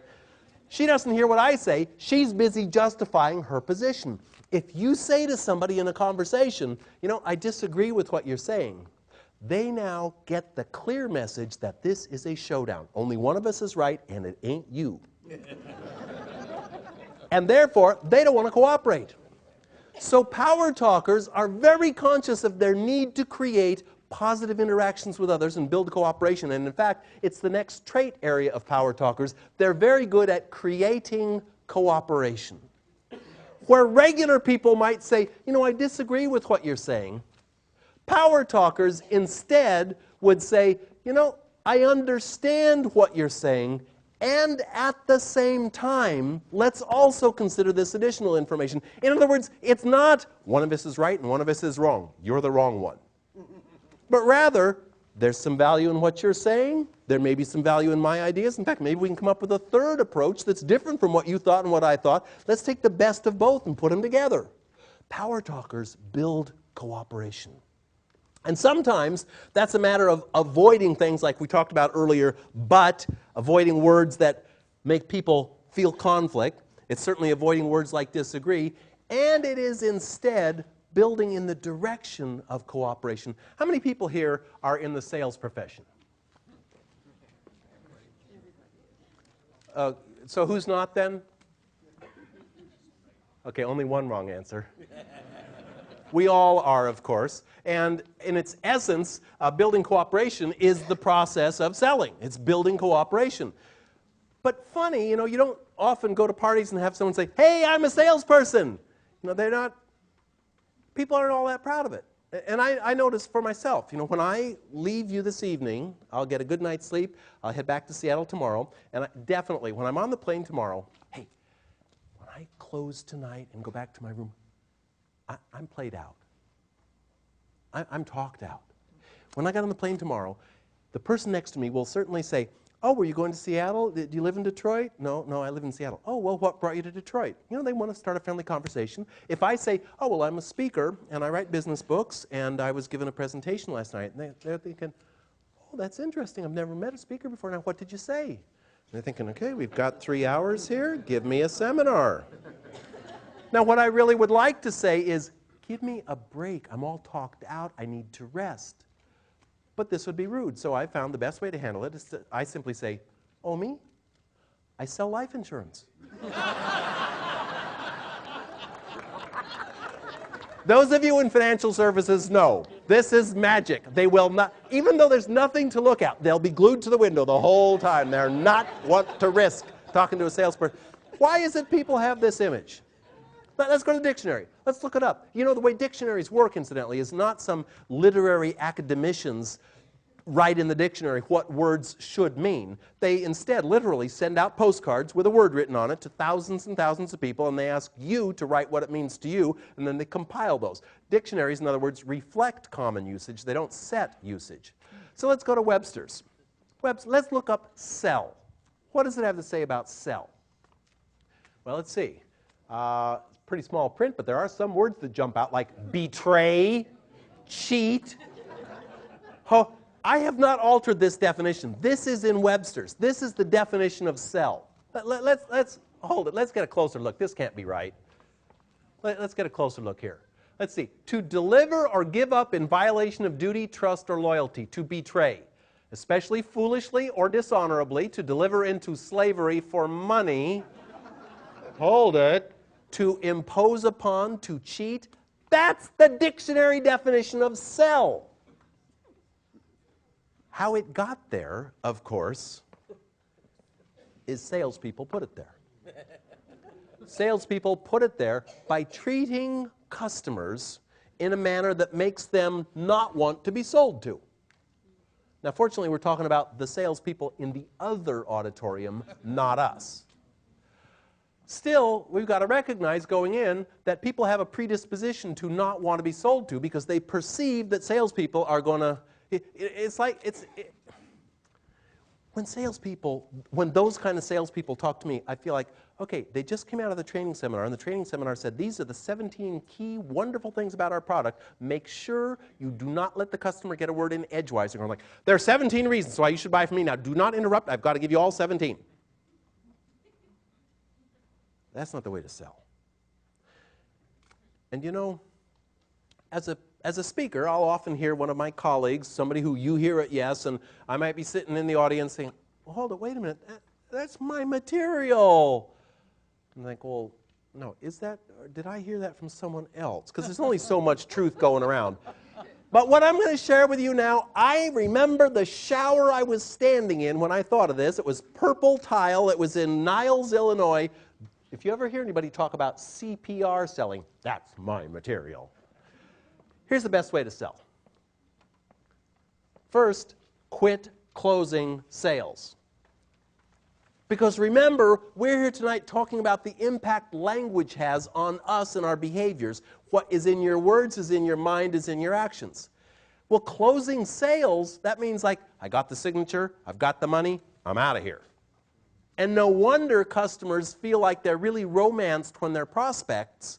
And when they become customers, it's not such a pleasant experience. So let's remember that if you use terminology, common terminology like closing sales, there's that link, that connection between your mouth, your brain, and your behavior. If you say you closed a sale, it's like giving yourself permission to walk away and abandon this customer. Because every customer conversation is not a closed deal. You don't close sales.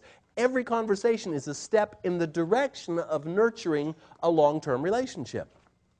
And so I want to have you purge closing sales. Just get that term out. And instead, when you're talking about a situation where you would normally say, hey, I closed a sale, instead talk about having initiated or opened a relationship. Instead of talking about a customer service problem you had to solve, talk about nurturing the relationship and extending the relationship because, of course, profits in business result from long-term customer relationships. That's why earlier we focused on building referrals. Referrals come from customers who are pleased with their relationship. They don't give up referrals to those with whom they don't have a basis of trust. It's all about building long-term trust. So instead of closing sales, I want you to administer CPR. And I'm not talking about, knock them down to the pavement and start beating on their chest.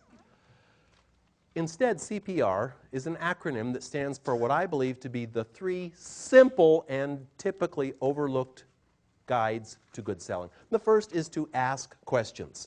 The number one mistake salespeople make, no matter how many books, videos, seminars they go to, salespeople talk too much. The best trait a salesperson can have is to ask good questions. They come in three varieties. Open-ended question, for example, those of you who are in real estate sales here, is not to say, let me tell you about the 7 houses I have listed in this area, and let me tell you why my brokerage is the best one, let me tell you why I'm wonderful. The best thing to do is to say, tell me, as you choose a realtor to help you in selecting your new home, what are the things that are most important to you? And then you have to shut up. It's very hard for salespeople to do. You have to shut up and let them tell you. An open-ended question allows you to assess their communication style so you can tune into it. It allows them to tell you what they care most about. It allows you to tailor the approach you're going to use to what they really want. Multiple choice questions help your prospect or your customer steer you toward the best solution for their set of needs. You know, is convenience in commuting to work more important to you, or is it resale value for your home? Is it the ability to expand your home as your family grows, or are you looking for a place that you can be comfortable in for the rest of your life and not have to expand? Incidentally, for realtors in the audience, yesterday I signed the final documents. I am moving from my current 3,500-foot home to a 1,600-foot home. It's the great downsizing experiment. And I go back tomorrow to finish packing up, to move in on Friday, and it's so exciting to me that if somebody were selling a house to me, I wasn't looking for a house, I just fell in love, I just saw this cottage and thought, I want to live there. It's less than half the size of my current home, but isn't it time I got rid of that junk that I just keep moving from house to house? So, very important that we ask our prospects what they care about. Multiple choice lets them steer you toward what they care most about. And yes, no questions are only useful in 2 situations. One is when you really don't want to make a sale. I'm in real estate. Want to buy a house from me? No. Oh, sorry I bothered you. The second situation, though, is one in which your gut tells you you're being strung along. There's some customers you deal with and you just know they're not going to buy. And this yes, no question comes into play when you say to your customer, to your client, buying a home is such a big decision, and I'm really glad that you've been taking time to thoughtfully approach it. I'm glad I've showed you the 17 homes that fit your needs. It was my pleasure to show you the last 7 of them 4 times. I know that you wanted to have your out-of-town family come and see them too. I was happy to get the tax records and the duplicates for the tax records that you lost. Are you going to buy a home or not? Because if they're not, get them to say no. In that case, now you can focus your attention on somebody who's going to do business with you. Some people aren't, but they just can't bring themselves to say so. So you want to kind of flesh them out. Get them to tell you where they stand. The C is to consult. Ask good questions. And the P is to personalize it. That is to match the benefits you know that apply either to your service or the particular product, or for realtors to the home that you're selling, to match, based on what you're telling me, what's most important to you is, the reason I see this home as being a good fit for your needs is, in other words, make the match for them. And then, remember what we're here for tonight? We're focusing on the importance of language, the link between your words, your thoughts, and your actions. Then I invite you to use the word recommend. The R of CPR is to recommend. Because typical sales posture is to get behind someone and try to push them toward what you want them to do. Recommending is getting beside your customer through a process of asking questions and personalizing. Develop the dialogue. What do you need? This would fit. In other words, an advisor, a consultant, helps customers make And the advisor makes recommendations that are in the customer's best interest. So I would like you, even if you don't remember CPR, I would like you to remember the word recommend. Because if you adopt as your goal in selling the ability to make recommendations for your clients, that will keep you on the track. Hey, you can't make a recommendation if you don't know what's good for them. You can't know what's good for them if you don't ask questions. So as long as your goal is to make recommendations for your client, psychologically you'll be keeping yourself on track, focused on your client's needs. This trait of power talkers is that they are very good at building cooperation. They sell well. They have customers who enjoy working with them. And they have customers who they know rely on them. In fact, the sixth trait of power talkers is that they are decisive. You know, I remember this home that I live in now that I'll now be selling. Anybody want the listing? It's in Seattle. This home, I know when I purchased this home originally, there were all these flyers around the neighborhood. It was a brand new neighborhood with people who were, screens, $14.95 any size window. And they all looked about the same, and one was for Ed's Screen Service. And I remember I called up Ed's Screen Service and said, oh, I just bought this home, and here's how many windows and sliding doors there are. And he gave me a price for the home. They were all the same, basically the same price. And I thought, well, what's the difference? And I called Ed's Screen Service. And he came out, and he said he should be out there first thing Thursday morning. Well, he didn't show up till afternoon, but okay. And he came out, and he measured, and he gave me the price. And sure enough, the price was acceptable. I said, well, how long before I get the screens? He said, well, it should be within 2 weeks. I said, oh, okay, 2 weeks, I can wait. And the bugs are around, but 2 weeks, I can make it. Well, after 3 weeks, I called Ed and said, hey, you said 2 weeks, but I had to tell the answering service because Ed wasn't there. And they said, well, we'll take the message, and he should call you back tomorrow. But he didn't call back tomorrow. And I left this series of messages. I finally left 3 messages in one day. The third message said, tell Ed he may place the screens wherever he wishes because I'm canceling the order. If he won't return my call, I'm canceling the order. What do you know? Ed called back. He said, oh, gee, what do you know? The screens just came in. I should have them out there for you Friday morning. Well, okay, so it was 3 o'clock in the afternoon, but all right. And he installed the screens. It was okay. Everything was okay. And I followed Ed out to the truck, and I wrote him his check. And as he was getting in the truck, I thought, my goal is to help people. I focus on language and selling relationships. I want to do Ed a little favor. And I said, Ed, before you leave, I just want to let you know, I write books about how to communicate more positively. And, there's something about your style of communication that I haven't felt very good about because you actually have never done anything you've said you would do. You haven't called back, you didn't come there on Friday, you weren't there in the morning. And as your customer, I just felt you should know, I felt disappointed. The screens are fine, but I felt disappointed about the way you've handled dealing with me. And Ed said, hey, 99 out of 100 you can please. There's always somebody who no matter what you do, you can't make them happy. And he slammed the door and he left with a screech. And I was just like,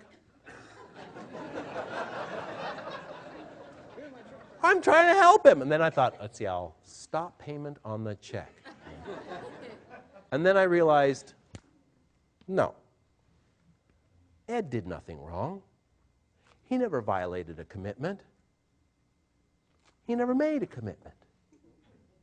Had I been paying attention, I'd have noticed that he always said, I should have them in 2 weeks. I should be there Thursday. He never said what he would do, only what he should do. And I have since learned that when you hear somebody who says, I should be able to do this, I should do that, don't count on it. Powerless people, the ones in the other auditorium, are not decisive. When they speak, they say things like, I should be able to probably have that completed by, about Thursday. Don't count on it. When someone says, I will have that for you, that's the person you can rely on. Power talkers, with their language, convey that idea that you can count on them to do what they say they will do. Power talkers are decisive.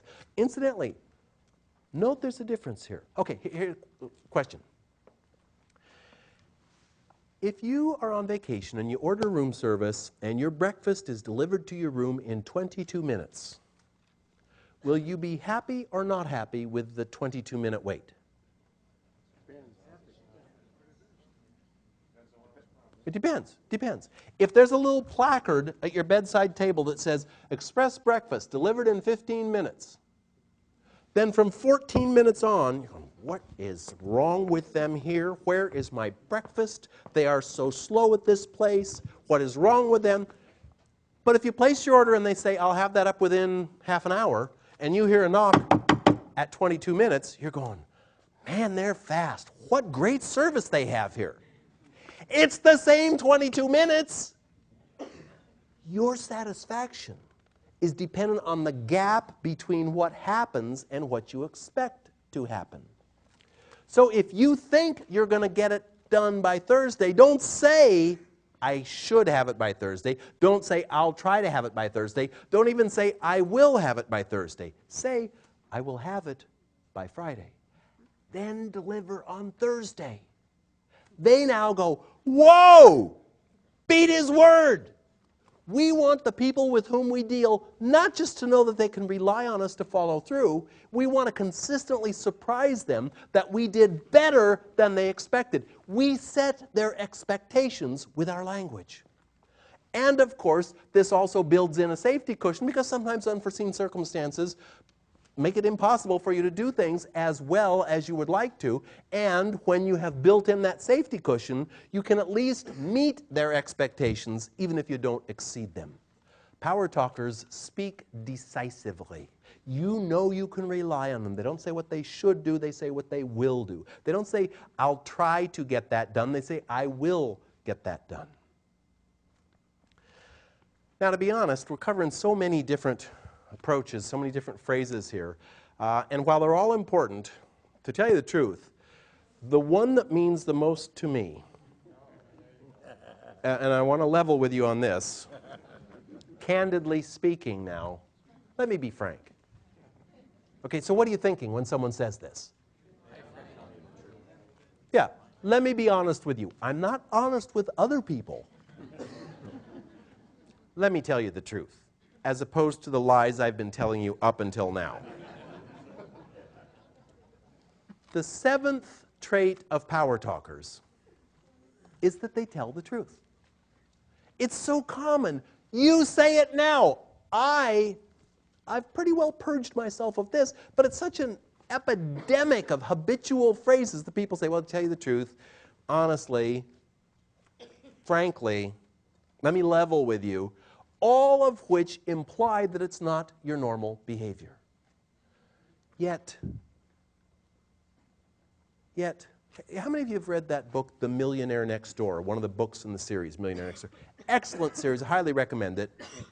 And before I read that book, I had a wrong impression, as do most people who read the book. And that is, you say, well, the author set out to say, what is it about millionaires that makes them different from other people? What about people who achieve financial security? What's different? And most of us, myself included, think, oh, okay, well, they're extra smart, or they're taller than everybody else, or they come from families of privilege, or they graduate at the top of their class, or they got some special, there's some inside deal. Turns out not to be the case. People who achieve financial success are not extra bright. They didn't graduate at the top of their class. They don't have special family backgrounds. They're simply down-to-earth people who set a plan, who work consistently, who save money, who have goals in mind. They're regular people.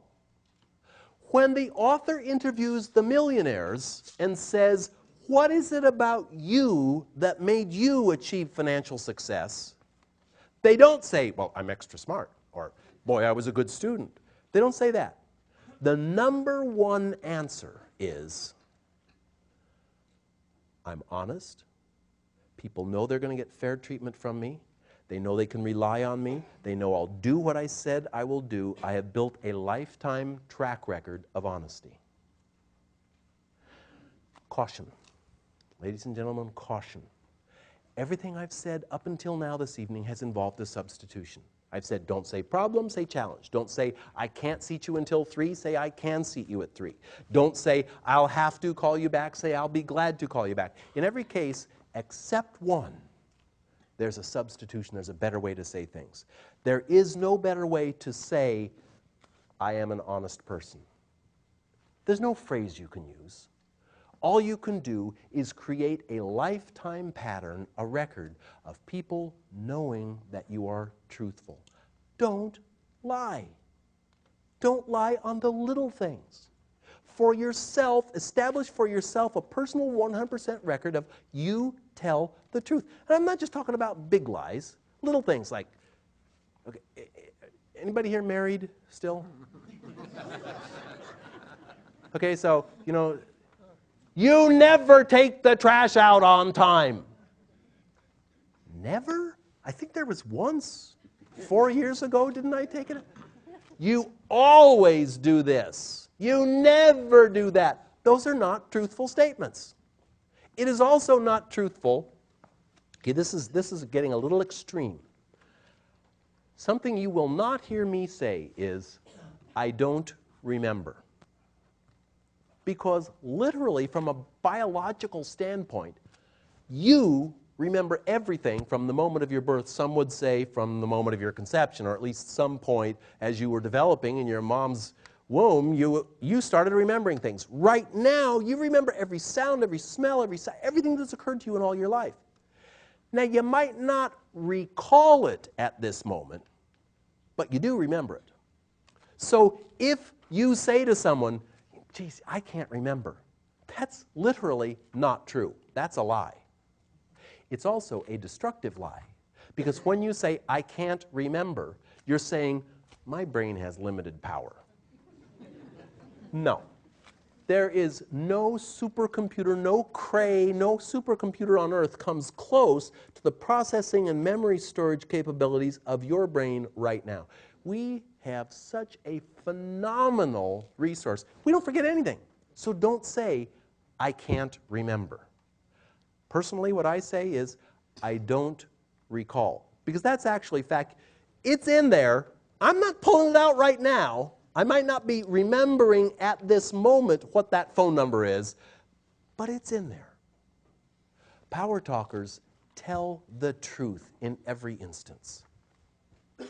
And I started off at the beginning of our program tonight saying that you wouldn't learn anything new. And I hope so far, everything I've touched on, you've said, I noticed that. When someone says, I'll tell you the truth, you get a little suspicious of them right away. The 8th trait of power talkers is that they remember the basics. And we're talking real basics that are very infrequently practiced for some reason. The first is that power talkers remember the basics by using other people's names. In moderation, caution. And I add this caution because I remember shooting a video series in Denver. I was in a TV studio. The producer's name was Joe. And Joe said, it was a 12-hour video series.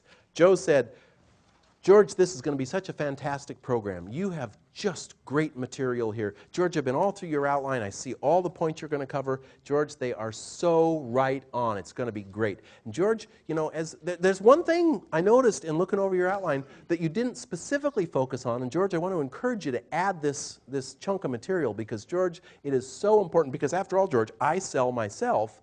And one of the most powerful things any salesperson can do, George, I'm sure you've noticed this yourself, is to use the other person's name. And I'm thinking, don't say it again, not one more time. Nails on the blackboard, George. It's like fake, phony, fake, manipulative. So I suggest 3 times. When the other person says their name the first time, say it right then. Say it back. Scott, it's a pleasure to meet you.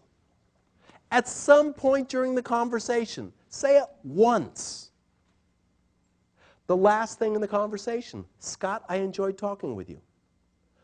Just 3 times is fine. Oh. How many people here would say you're really not that good with remembering names? My hand's up. This is an area that I personally work on. Excellent. Thank you very much. Please come pick up this book at the break. Excellent. Thank you for catching me. Very good. I have difficulty recalling names. So, you know the situation. Oh, what's that guy's name? I know it. What's his name? And you're always coming over. Oh, what am I going to say? You know, I hate to say, oh, I'm so sorry, I don't remember your name. You hope somebody else will say it. And you go, oh, that's right, it's Dave. Or you could say, I'm so sorry, you have to excuse me. I'm just terrible with names. I'm a klutz, you know, I'm an idiot. Why not do this? Why not say, hey, great to see you, George Walther. Because when you extend your hand and extend your name, hey, chances are he's over there going, what's that guy's name? When you walk over and say your name, their natural reaction, of course, is to say their name back to you. They're probably feeling relieved that you volunteered your name. Instead of going around beating yourself up saying, oh, I'm just terrible with names, I can't recall names. Instead, walk over and announce your name. That puts the other person at ease. They say your name, and it's all taken care of. Power talkers practice the basics, and they use other people's names. Power talkers also, they make mistakes. And when they do, they apologize, and they admit it. I don't know why, those people in the other room, the losers, somehow they got it in their heads that admitting to a mistake makes them look bad. It's not the case. When you admit to a mistake, I know I'm dealing with a printer right now and a designer. I'm doing a redesign of my logo, and my whole corporate look is I'm kind of rebranding myself. And I just was reviewing the proofs that come from the printer, and I go, hey, what about the red bar along the bottom? And this guy, Scott Michelson, looked at me and said, you know, that's my mistake. We left that out. I don't think, oh, he's terrible. He made a mistake. I think, okay, this is a guy that's confident enough that can say, oops, glad you caught that. I made that mistake. I think more of him. My esteem for him elevates when someone admits a mistake. Don't you find that to be the case? Isn't it refreshing when someone says, this is my responsibility? Power talkers remember the basics and admit when they're wrong. And power talkers, boy, how basic could this be? Power talkers say thank you. I had an experience just before we began this program that reminded me of the simple ways it makes a big difference to say thank you. I found this amazing. I buy most of my garments at the Men's Wearhouse. And I don't know if those of you who shop at Men's Wearhouse, yes, it's excellent value. Yes, there are lots of stores and all that. I notice, though, that the way they treat me so often makes me feel good about doing business there. And one little secret surprise is that any garment you buy at Men's Wearhouse, they will press for you at any time for free. Now, when you have a garment dry cleaned, the fabric deteriorates and it's harmful. You shouldn't dry clean everything all the time. You should have it press, dry clean, press, dry clean. So, I mean, I drive in with my clothes to be proud. I think this is wonderful. They press for free. Not only that, they press out of town for free. So just before we began this evening, I dropped my suit off at the Men's Wearhouse over on Lake Orchard Road, and they pressed it. Orchard Lake Road. And just before we began this program, I took the suit off the hanger, and inside was a note, handwritten from Amar Jargis. Thank you for giving me the chance to serve you. He's thanking me for pressing my suit for free. Am I going back? I buy everything from them. It's the little touches. Expressing appreciation doesn't happen often enough. We all... Okay. Close your eyes for just a moment in deep contemplation. Close your eyes. Think back over your life. Think of all the good things you've done for other people. Think of that. You weigh it out, all the years of your life. What good things have you done for others? Okay, now think about the appreciation you have received from others. All your life. Okay, those of you who have received more appreciation than you deserve, raise your hand, please. Okay, there are always a couple people who don't understand the question. None of us get the appreciation we deserve, and our customers are just like us. We're going through life going, hey, I do a lot of good stuff. I don't get appreciated much. When someone says, thank you for giving me the pleasure of pressing your suit for free, like, yeah, I've been waiting for this. I'll go back. Power talkers express appreciation. What did you come here for tonight? Learn. I'm glad you came here to learn. I'm glad you came here for education. I hope you came here because you want to do something with this. But what? I got a game plan for you. What can you do right now? My hope, of course, is at this point that you remember many of the substitutions we've talked about, that you review your notes. Some of you will get really serious and watch the video and listen to the CDs and really put it into practice. But to make this be a reality, a part of your daily life, which, as I say, I work on every day. Don't think you're going to hear this once and go, oh yeah, I'll never say that again. Here's some steps I want to encourage you to take. First is to notice yourself and others, and you will.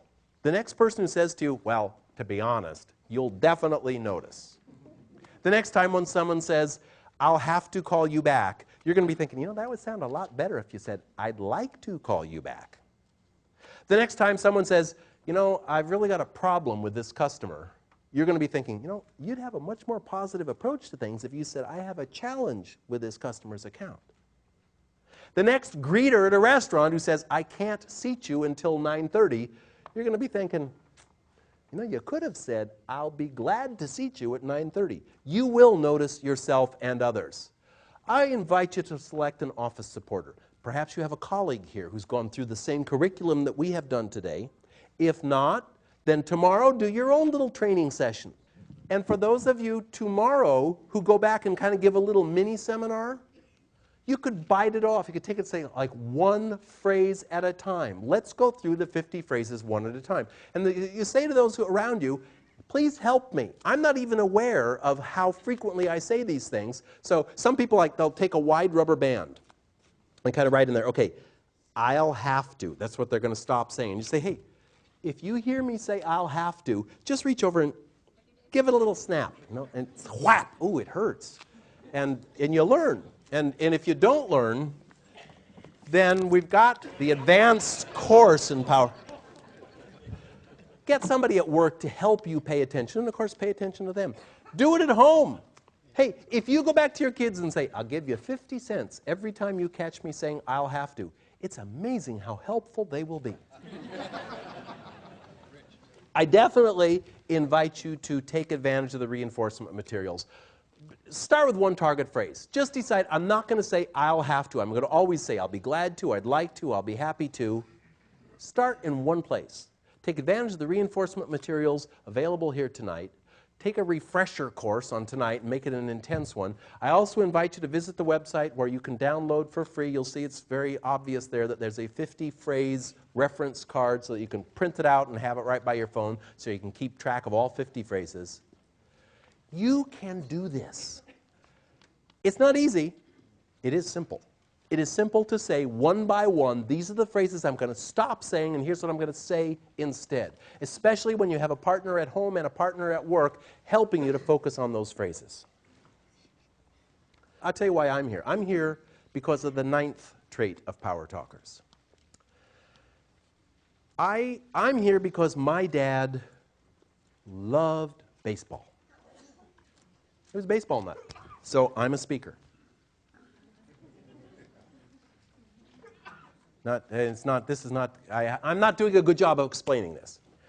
My dad loved baseball. And in fact, his dream was to be a professional ball player. He grew up in Sacramento, California.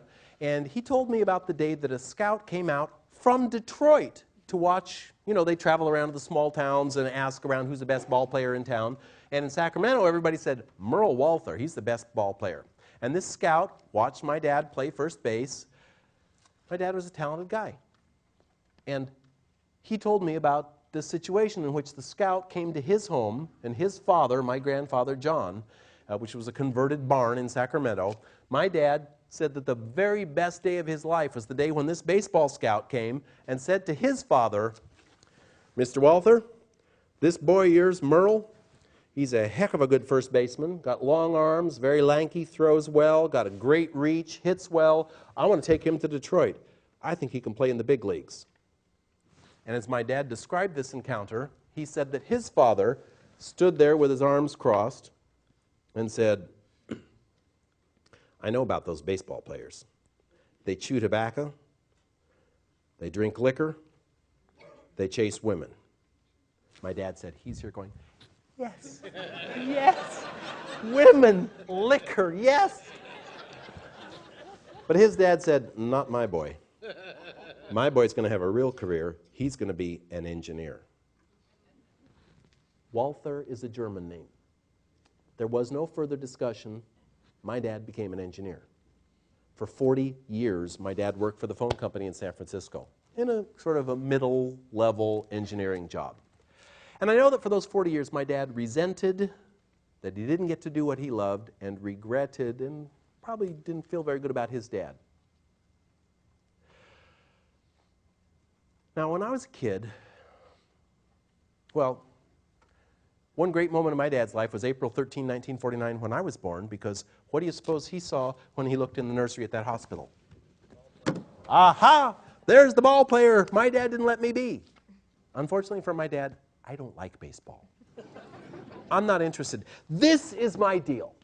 This is what I love to do. I don't like to play baseball. I remember my third year in the farm league, in Little League, going, Dad, I just don't like baseball.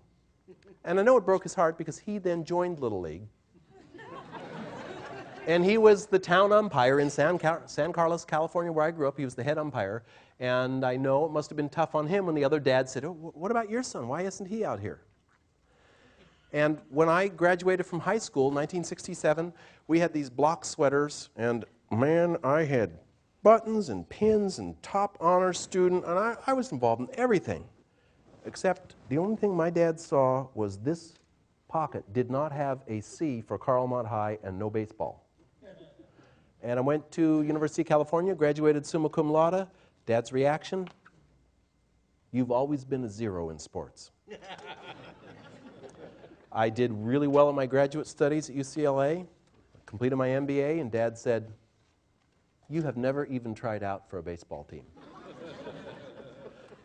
And I wrote my first book, which was Phone Power. My dad worked for the phone company. I think I may have been trying to get his attention.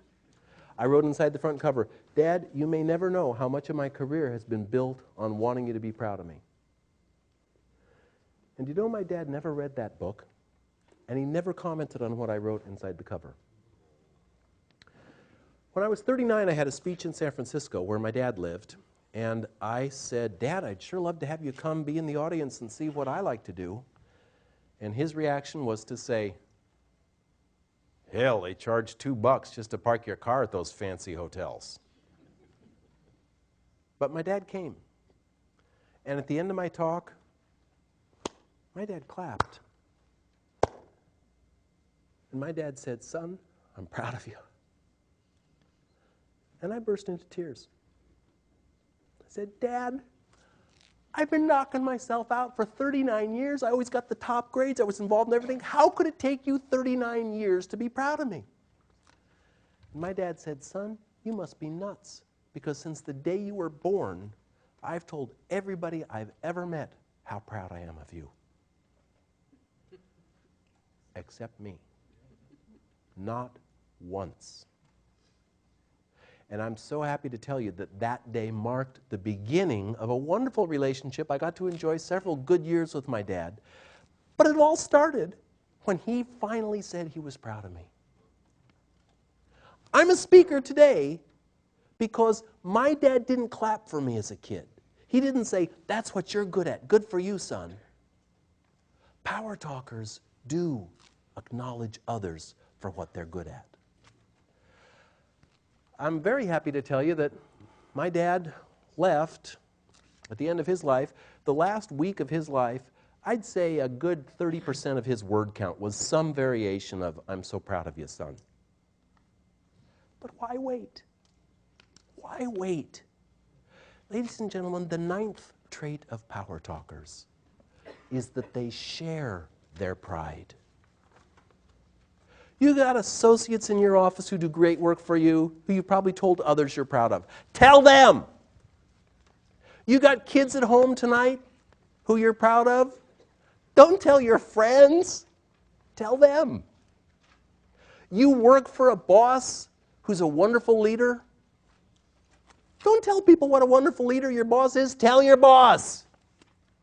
Power talkers don't talk about others in a prideful way.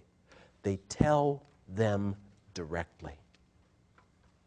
The 9th trait of power talkers is that they share their pride.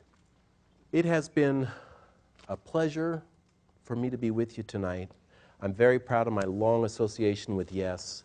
I'm very proud to have been able to share with you the ideas that I know you'll be able to put to work. And I want to simply close tonight by saying, if you do nothing else, I want you to make sure that the people in your personal life tonight hear from you tonight how you feel about them. Make sure that the people you work with tomorrow know directly from you. Don't tell others how good they are. Tell them. Power talkers are people who project positive expectations. They give credit where it's due. They rebound resiliently. They accept responsibility. They build cooperation. They speak decisively. They remember the basics, and they share their pride. I wish you all tremendous success in every area of your life, not just professionally. Thank you so much for being here this evening. Thank